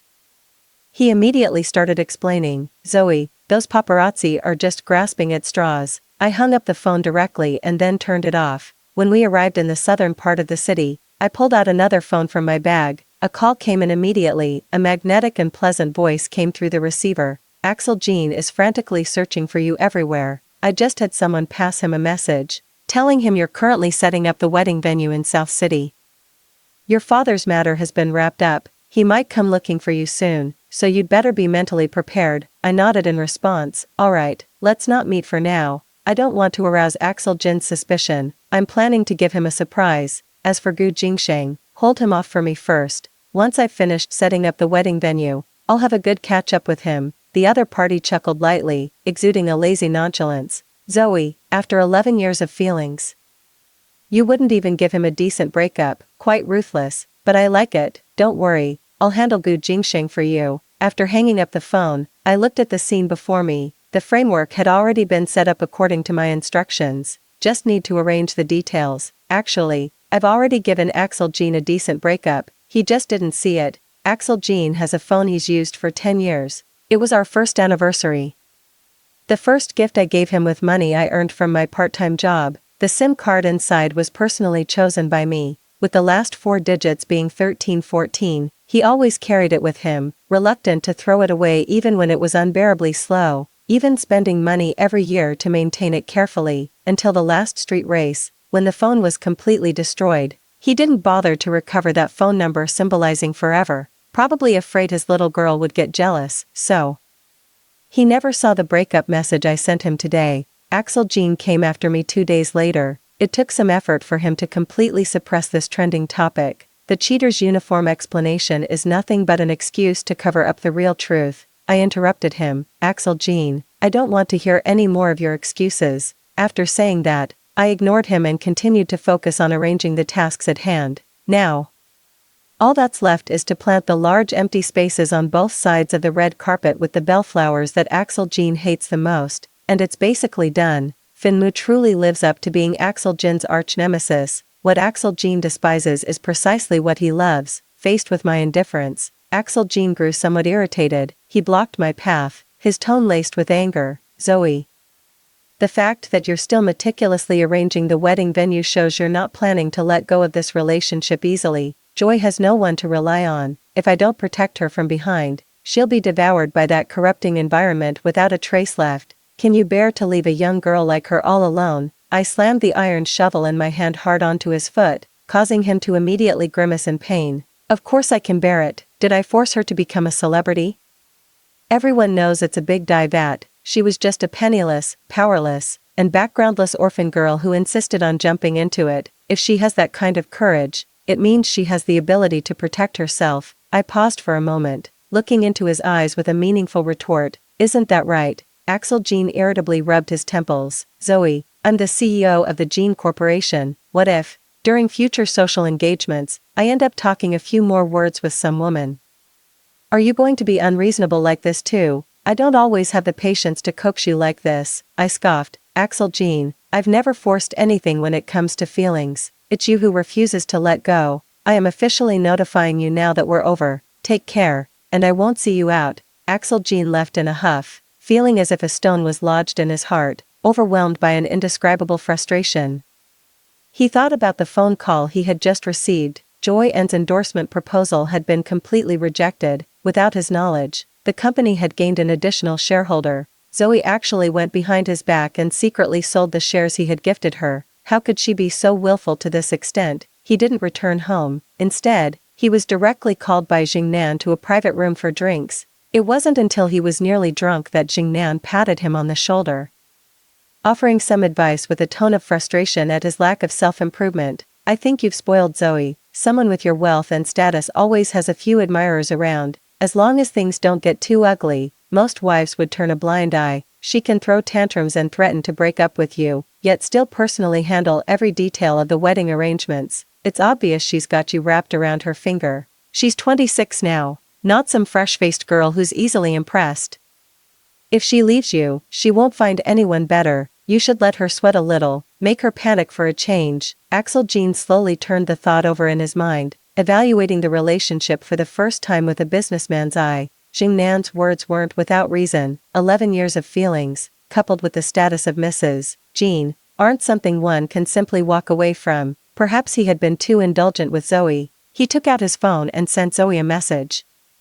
Let's both take some time to cool off. When the wedding date approaches, I'll come to pick you up. As long as you wish, the position of Mrs. Jean will always be yours. Fueled by alcohol, he called Joyan over and introduced them one by one. After shyly greeting everyone, Joyan was suddenly pulled into Axel Jin's embrace. A scorching kiss followed immediately. The crowd erupted into wild whistles, making it even livelier than the birthday celebration. Everyone compliments Mr. Jean, saying he's truly blessed, young, and beautiful. The little sister-in-law is much more obedient and sensible compared to Zoe. As the gathering was about to end, Jing Nan cornered Joyan in the restroom. The job's done for you. Axel Jean is dead drunk and won't wake up all night. I'll be waiting for you at the usual spot tonight. Joyan frowned and warned, tonight is the last time. If Axel finds out about us, I swear I won't let you off even if I die. Jing Nan smirked coldly. What?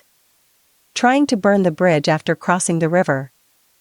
Don't forget, it was you who begged me to connect you with Axel Jean for funding, and it was me who found you a fake boyfriend to provoke that fool Axel Jean. You didn't have this chaste and virtuous act when you were seducing us to satisfy you. He gripped Joy and chin so tightly that she let out a pained groan. You're nothing but a worn-out whore. Who are you trying to play the saint with? He yanked Joyan's hair, forcing her to kneel on the ground, and lightly patted her cheek. You know what to do.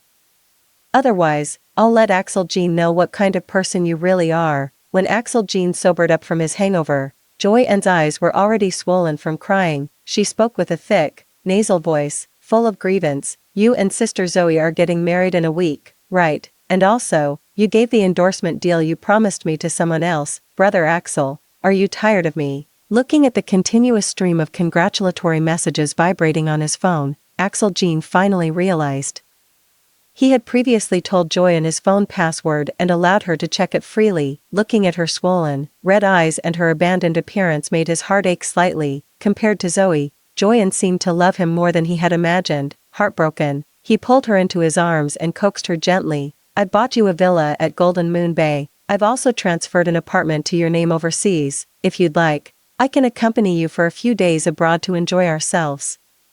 There happens to be an auction there, and whatever you like, I'll buy it for you. She's been with me for 11 years. I'll attend the wedding is scheduled in a week. I'm sorry about the endorsement issue. There were some internal problems at the company. I know you're more understanding than her and wouldn't want to put me in a difficult position. With that said, Joyan could only nestle in his arms and nod obediently, true to his promise.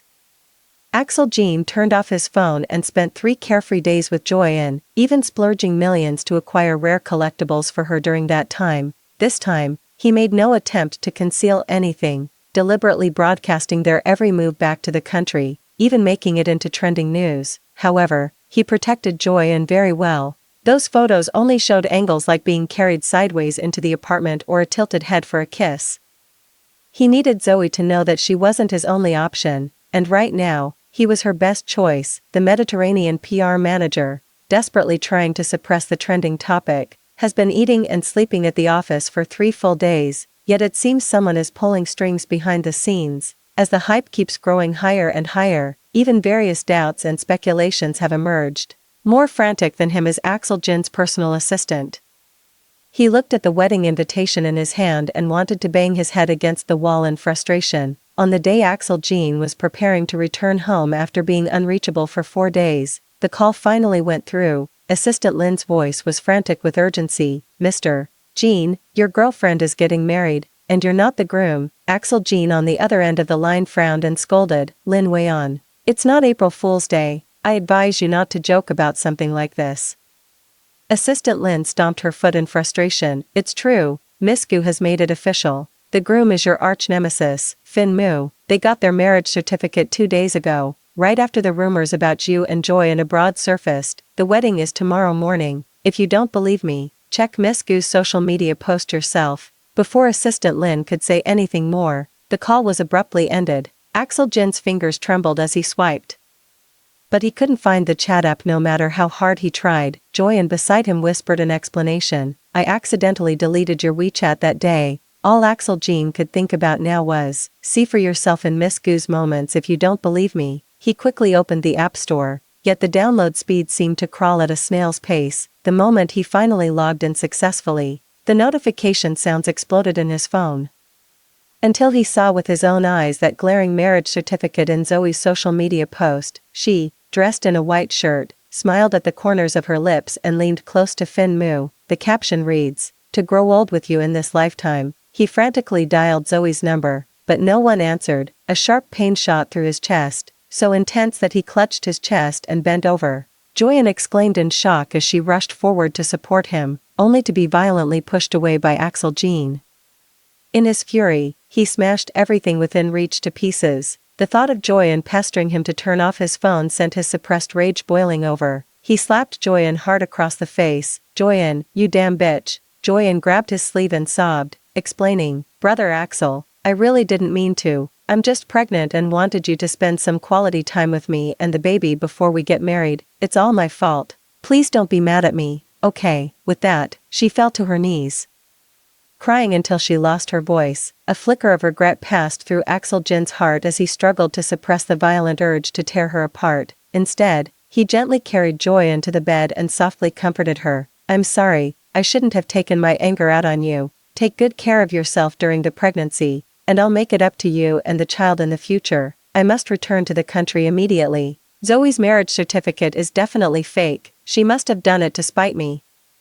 Joyan insisted on taking the earliest flight back home with Axel Jin, but the moment the plane landed, she regretted it. The airport perimeter was swarmed with reporters, who immediately surrounded them as soon as they appeared. A glint of calculation flashed in Joyan's eyes as she darted behind Axel Jin like a startled fawn, but before they could take 2 steps, venomous curses could be heard mixed within the crowd. The next moment, she was shoved hard to the ground, followed by a heavy weight on top of her as slaps rained down on her face like they were free. Her lower abdomen ached dully from the pressure, and a rush of warmth escaped her body, causing her to scream in terror. "Baby, Axel, save our baby." Axel Jin, who had already shielded Joyan, was slapped hard by an unknown woman, leaving several bloody scratches on his face. The woman's face flushed red with rage as she cursed furiously. "It's all because of you filthy men protecting her that she dares to seduce married men without restraint. My daughter had a miscarriage because of those provocative messages she sent. Even the lowest gutter rat can become a celebrity these days." With that, she pulled out a thick stack of photocopied papers from her bag. "It's the evidence that Joyan, at 16, seduced her adoptive father and was kicked out by her adoptive mother. Later mingling with some wealthy people." With a flick of her hand, she forcefully tossed the papers into the air. "Today, I'll let everyone know exactly what kind of person you are." The camera flashes relentlessly targeted Joyan. I looked at the live camera and smiled casually. Didn't she want to make a comeback? I set up the stage for her and even handed her the script. This time, she should understand. What's stolen must eventually be returned. By the time Axel Jin arrived in the southern city, Fin Mu and I had already recited our vows and exchanged rings. His eyes bloodshot with rage, he charged at Fin Mu and swung his fist. "You bastard, how dare you take advantage of someone in distress?" Fin Mu licked the corner of his mouth and struck back fiercely. "Not as much of a bastard as you. If you hadn't thrown those thumbtacks at the turn back then, you wouldn't have beaten me. If you can't cherish what you have, don't blame others for stealing from you." I stepped forward and pulled the 2 fighting men apart, then slapped Axel Jin hard across the face, pulled Fin Mu behind me and said coldly, "Today is my big day. If you want to go crazy, get lost somewhere else." I turned to check Fin Mu's injury, but he caught my hand and gave it a light peck. "Darling, if you blow on it for your husband, it won't hurt anymore." Axel Jin listened with heart-wrenching grief, his eyes bloodshot, gnashing his teeth as he spat. "Fin Mu, you're fucking asking for death." He rushed forward, raising his fists to strike. I lifted my hand and slapped him, leaving him stunned in place. "You know damn well what you've done. You knew exactly what I hate the most, yet you still did it. Axel Jin, you made me believe in love, only to let me lose completely. All these days, I've been perfunctorily pretending everything's fine with you while preparing for a wedding with another man. I just wanted you to taste the bitterness of being deceived too." Axel Jin's face turned pale. drained of color, as he tried to speak in his defense, only to find his throat painfully tight. His Zoe had truly married someone else, and it was he who had pushed her into it with his own hands. His heart felt as if it had been brutally hollowed out, a metallic taste surged up his throat, and Axel Jean spat out a mouthful of blood before collapsing straight backward. The farce finally came to an end. After seeing off the guests, I was faced with the person I least wanted to see in my life.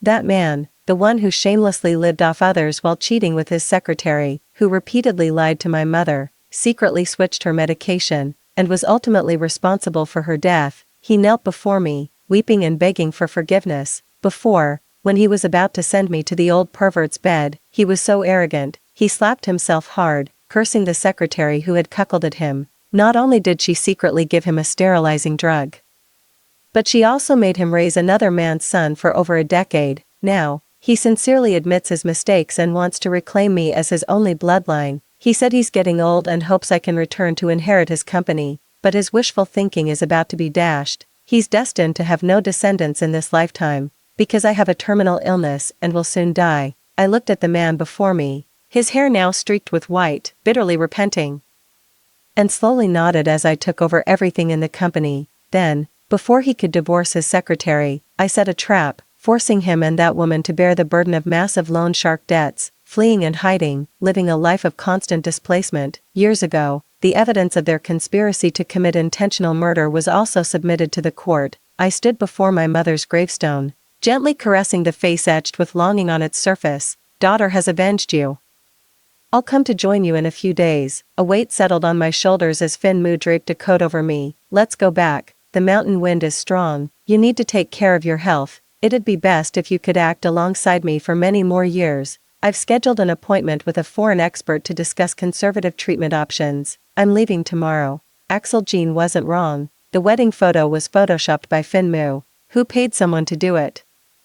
This wedding between us was a matter of mutual benefit. He used the evidence in his hands to avenge his mother, while I shielded him from an arranged marriage by his family. He might have done all this just to annoy Axel Jean, yet I'm still very grateful to him. That's why I insisted on not getting legally married, only having a wedding ceremony. As someone who's about to die, I didn't want to burden him with becoming a divorcee. I never thought it would end up implicating him. On the way back, Joyan was driving a large truck, speeding straight toward Finmu's car. The car was pushed so hard that sparks flew from the friction along the way. In the last second before losing consciousness, I felt someone tightly shielding me beneath them. I feel guilty, but more than that, I feel relieved. There is nothing left in this world that makes me want to stay. All I ask is that Finmu remains unharmed. I don't know how long I was unconscious, but I heard faint voices talking nearby.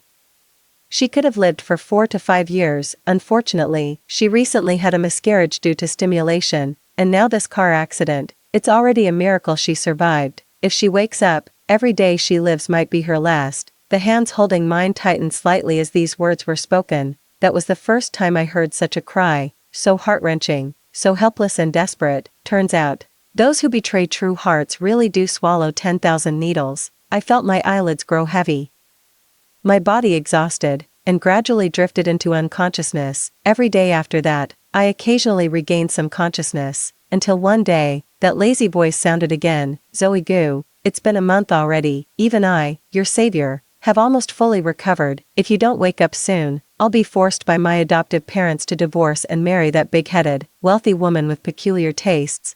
I instantly felt relieved in my heart. As long as he was okay, that was all that mattered.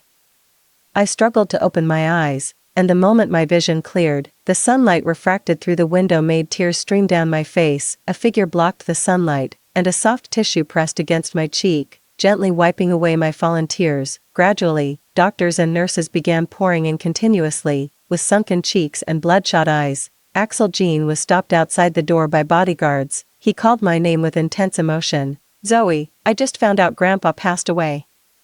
If I had known it was you calling that day, I would never have hung up. I caused the death of our child. I deserve to die. He slapped himself violently until blood trickled from the corner of his mouth. Zoe, look at me, please. I'll do anything you want as long as you forgive me. He wanted to rush in, to see properly the girl he had once cherished above all else, yet no matter how hard he struggled, he couldn't break free from the bodyguard's grip. On the day I was discharged from the hospital, I caught a glimpse of Axel Jean hiding in the corner, dejected and forlorn. I heard he sold the company and donated a temple in my name, praying for my long life. Finmu snorted coldly, blocking the view as his warm palm enveloped my hand. He shielded my head as I got into the car. After that, I liquidated all my assets as quickly as possible and distributed the proceeds to orphanages and impoverished mountain regions. The largest portion was donated to the orphanage my mother often took me to as a child, a place filled with many beautiful memories of her and me. Every day I would go back and forth there to volunteer, just like my mother did when I was a child. I would style their hair in various ways and coax them into taking baths and changing into fresh clothes. Occasionally, I would stay overnight, snuggling with them to watch cartoons or telling them fairy tales. When they saw the pizza in the cartoons and their faces lit up with longing, I organized a mutual aid activity. Each reward is the delicious food they desire. Occasionally, I too feel a profound sense of helplessness. When some children ask me why their parents don't want them, when those infants in swaddling clothes cry incessantly, as if aware they've been abandoned. I don't know how to comfort them. Perhaps they will understand when they grow up. They only have one set of parents in their lifetime, yet their parents can have many children. They were not their parents' only ones, so they could be beaten, abandoned, left to die, or left to live as they pleased. Later, they liked to gather around me and affectionately call me, Mommy Goo. This was after receiving my response. Each one of them was as happy as a chirping little lark. Before long, I had a caregiver by my side, the same young girl who had taken care of me in the hospital before. My health is so poor that I already need someone to take care of me by my side. Watching the heartwarming scenes at the orphanage, she sometimes secretly wipes away tears. Sometimes she would curse Axel Jean and Joy and under her breath. Other times, she would make me laugh. She couldn't help but exaggerate in her narration. Do you know how handsome President Mu is? He grabbed that scumbag Jean by the collar and, bam, knocked him out with one punch. President Mu was so angry he nearly jumped 2 feet in the air, shouting, I haven't even finished beating you up, and you're already out cold. I thought to myself, after days without food or water, of course he'd pass out. As if realizing she'd said something she shouldn't have, her voice abruptly cut off. I smiled and took her hand. At that time, Axel Jean was your employer. You even took pleasure in your employer's misfortune. The little girl scratched her head sheepishly. The footprint on his face was from me. I originally meant to kick him in the chest, but I missed and hit his face instead. I burst out laughing. Later on, Finmu appeared by my side, accompanying me as I said goodbye to the children and insisting that I undergo treatment. I looked into their tearful, reluctant eyes. Feeling a pang of sorrow in my heart, little Cloud threw herself into my arms, clinging tightly and refusing to let go. Auntie Goo, are you leaving us too? You promised to celebrate Children's Day with us and watch us grow up together. I don't want you to go. Her chest heaved with sobs, and soon more children's cries followed. Only then did I realize I was wrong. I shouldn't have given them hope only to make them sad and disappointed, especially little Cloud. I had shown the most care for this poor, troubled girl. It was supposed to be a farewell, but it turned into a scene where both adults and children couldn't stop crying. The staff in the courtyard hurriedly tried to comfort them. Finmu held the boy beside him in his arms, gently wiping the tears from his cheeks, and promised, as long as you all behave and stop crying, on Children's Day, I'll bring your Mommy Goo to watch your performance. You care the most about Mom Goo. Surely you wouldn't want her to keep crying with you. Gradually, the sobbing turned into quiet sniffles.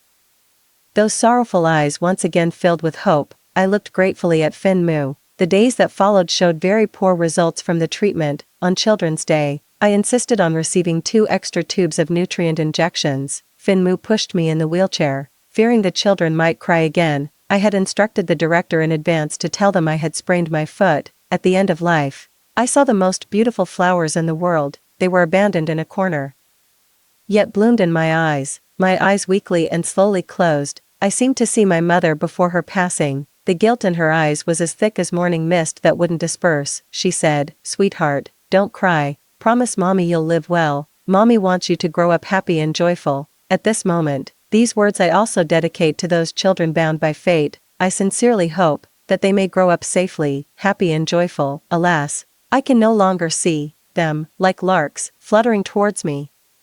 Finmu put a finger to his lips, making a shushing gesture at them. He whispered to them, Auntie Goo is tired, be good and don't wake her up. He turned and called his assistant over to distribute gifts to each child. Amid the children's delighted giggles, he pushed the wheelchair and turned to leave. Tears fell upon my gradually chilling body, 1 drop, 2 drops, in an unending stream. Zoe, do you know, once, I was also an orphan in this orphanage. You gave me candy, saying I was as pure as a blank sheet of paper. You said I was the most beautiful person you'd ever seen. When we grow up, you'll marry me and be my bride, but you've forgotten all of it. Only I remember now. The wind scattered his murmurs, but could not blow away his tears. He carried Zoe's body into the car, holding her tightly in his arms. Ah, a heart-wrenching roar of grief echoed through heaven and earth.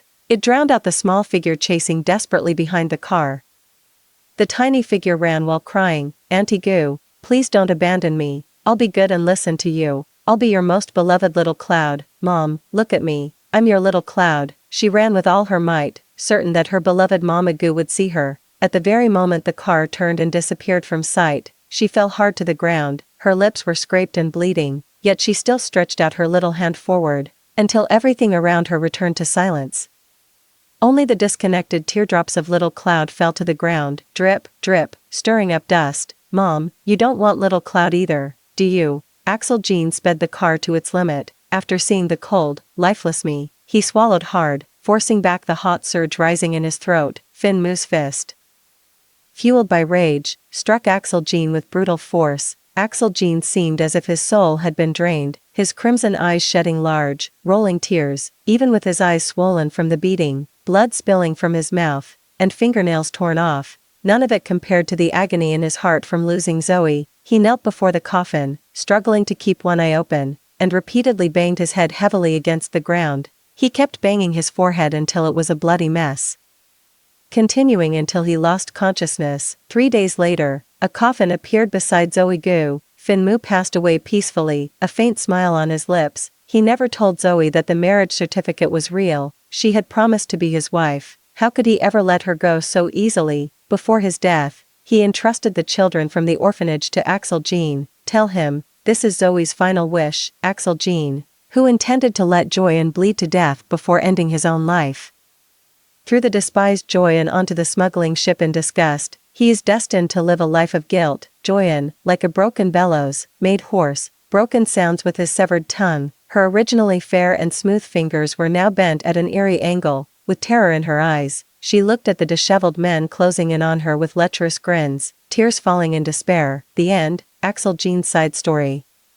Axel Jean volunteered at the orphanage and mustered the courage to return to the home that no longer carried Zoe's presence. He clutched a phone in his hand, identical to the one he had used for the past 10 years. With trembling hands, he inserted the SIM card that symbolized a lifetime commitment into the slot. The phone vibrated continuously, revealing a number once so familiar it was etched into his bones. He opened the text message, read Zoe's self-narration, and tears streamed down uncontrollably. The first year I met Axel Jean, to make me agree to be his girlfriend, he risked his life to win that race. That year, the love in his eyes nearly overwhelmed me. The second year of dating Axel Jean, during a trip, we were caught in an avalanche and trapped together. When we were rescued, his body was stiff. He had wrapped all the warm winter clothes around me, who was unconscious. The third year of our relationship, Axel Jean learned to cook. His hands burned red, yet he smiled with satisfaction. That year, his nutritious meals slowly helped me gain a little weight. The fourth year, he knew I wanted to enshrine guanine for my mother, so he secretly stayed up late in the study for many nights, embroidering a portrait of guanine for me. The fifth year, the company was on track,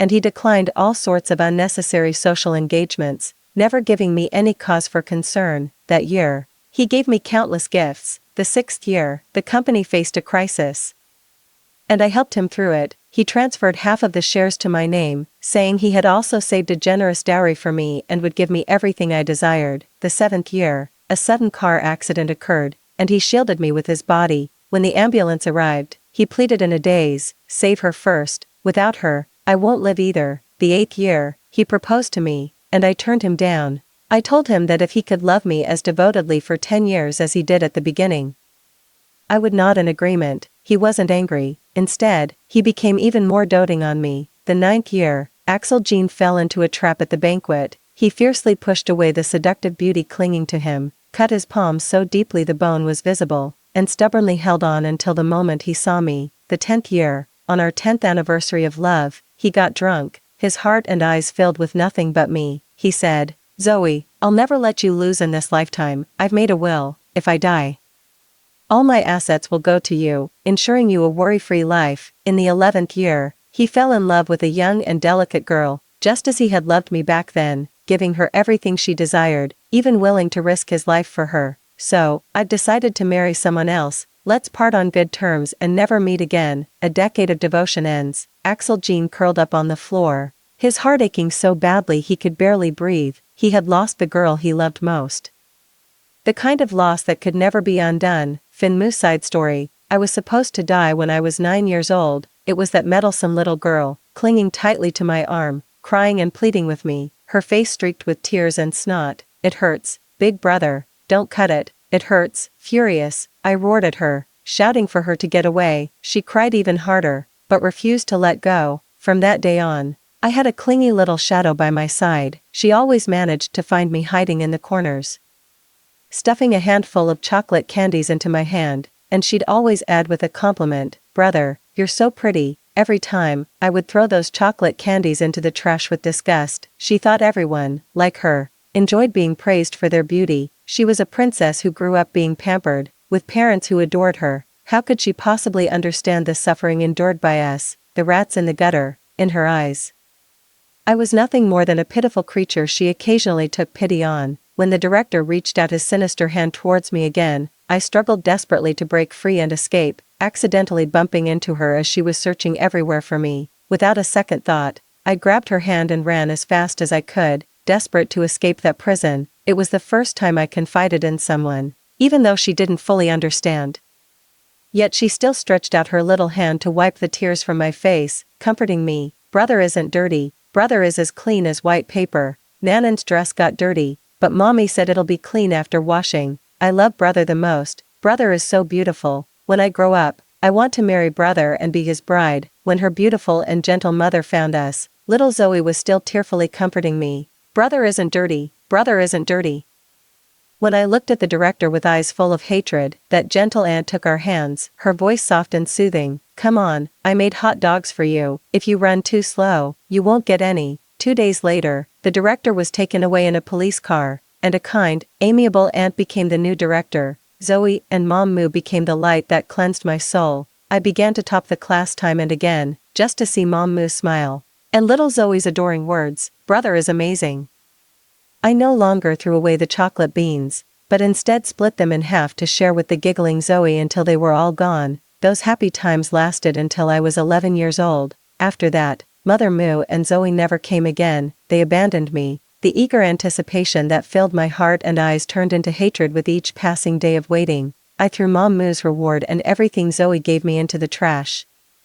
Until one day, a couple wanted to adopt me, but I refused. As they got into the car to leave, I overheard the murmurs around me. When the name of that neighborhood, which I had memorized countless times, was mentioned, I chased desperately after the starting car. "They live in the same neighborhood as Zoe. I must find them and ask clearly, why." I got up from my fall, ignoring my bleeding knees, and chased with all my might. Then, I moved into a villa that looked like a castle, but Aunt Moo passed away. And Zoe disappeared without a trace. They didn't abandon me. One day, I will find Zoe. My adoptive parents treated me like their own child, carefully grooming me as their heir. The next year, they were pleasantly surprised to find out they were expecting a baby brother. They were very grateful to me, saying it was because I was destined to have siblings, and they treated me even better. When I was 17, our family moved to a new house. The neighbors in the villa across the street always scolded and hit their child, until one day the girl was locked out on the balcony in the freezing winter. I saw Zoe, a 15-year-old girl covered in bruises, clad in thin clothes. She was curled up in a corner of the balcony, clutching a kitten tightly to her chest like a discarded puppet. I thought of those sharp, vicious curses. She must have suffered a great deal. I watched as she spoke through tears to the kitten cradled in her arms. Then she walked to the balcony and carefully dropped the kitten onto the lawn below. The moment the kitten landed safely, a smile curled at her lips, yet it stabbed at my heart with pain. I warmed 2 bottles of milk and tossed them, along with the quilt from the bed and some soft packaged bread, onto the opposite balcony below. I hid myself, not letting her see me. The once dazzling princess surely wouldn't want me to witness her current miserable state.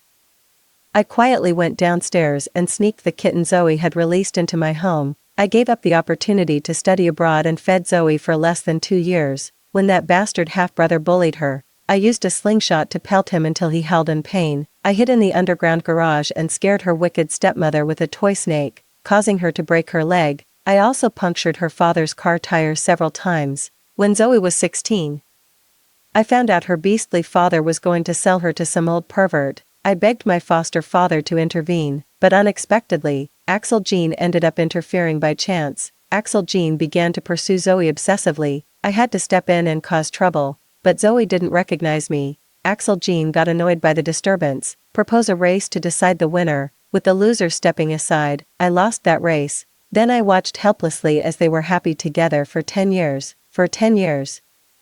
I accompanied Zoe's cat through its entire life. For 10 years, I have been leveraging my connections to uncover the truth behind Aunt Moo's death. Meanwhile, I watched Zoe gradually become more cheerful and happy, yet, whenever I thought of Axel Jin's smug demeanor, I couldn't resist making things difficult for him. During this time, I also worked to undermine the business of Zoe's father, while he kept disturbing the happiness Zoe had just gained.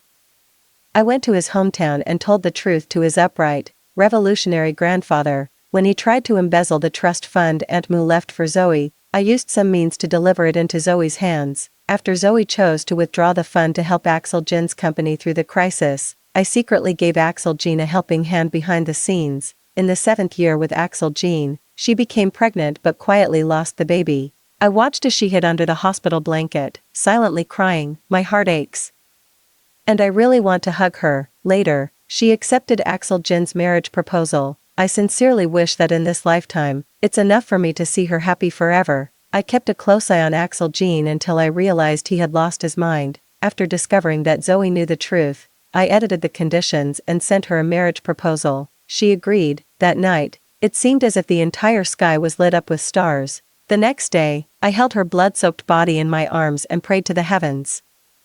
I would give my life to ensure her peace and health in the years to come, yet heaven turned a deaf ear. She was diagnosed with a miscarriage and a terminal illness. At that moment, I could have killed that bastard Axel Jean. While she was sound asleep, I took the car keys. Venting my frustration, I returned home and turned the place into a wreck. But when I think about it, 4 or 5 years of being able to accompany her was enough. When I proposed getting our marriage license, she politely declined. She said she had a terminal illness and didn't have long to live. She said she didn't want to hold me back and asked me to find someone to Photoshop a wedding photo. At that moment, my world turned dark and bleak. I restrained my emotions, casually agreed to her request, and in the end, deceived her. I had my dream wedding with her, exchanged vows, and swapped rings. From that moment on, she became my wife, through sickness and health. For better or worse, I looked at Axel Jin's face full of regret. But his real remorse was yet to come. Zoe and I still have 5 years together, and during this time, I'll block him from appearing in our lives at all. I never imagined Joyanne could be so utterly depraved. I wish I could tear her limb from limb. I sent people to block Joyanne, who was hiding everywhere, and personally cut out her tongue and broke her fingers. Then I leaked Joyanne's hiding place to Axel Jean. The evil he has wrought, he must reap. I began using inhuman methods to discipline my unrelated younger brother. I told my adoptive parents about my plans. Mother fainted from crying several times, and father also became angry. In front of Zoe, I portrayed them as the cruel parents forcing me into an arranged marriage. My adoptive parents played their roles perfectly in this act, but in reality, they were the second ray of light in my life. I kowtowed to them 3 times with deep reverence. The debts of this life can only be repaid in the next. When Zoe left, there was a relieved smile on her lips. Yet my heart was shattered with unbearable pain. Once again, she abandoned me. I adopted little Yunduo from the orphanage, along with a quiet and well-behaved boy. I named them Moonianan and Moonyanshing. I arranged everything for them, a house, schools, a butler, maids, and entrusted the money to their adoptive parents for safekeeping. Then, in Zoe's name, I entrusted the orphanage to Axel Jean. The guilty do not deserve easy redemption. He wanted to join Zoe underground to atone for his sins. I won't allow it. Besides, a love between 3 is too crowded. Zoe only needs me. All has been settled. I swallowed the sleeping pills I had prepared in advance, placed the photo with Zoe and Aunt Moo against my heart. That year, I tearfully retrieved this photo from the trash bin, wiped it clean, pressed it flat. They don't want me, then I'll take them instead. Zoe will never know in this lifetime that I loved her. It's okay, I'll see her soon. I told her with my own words, Zoe, I love you, until the end of my life, still love you.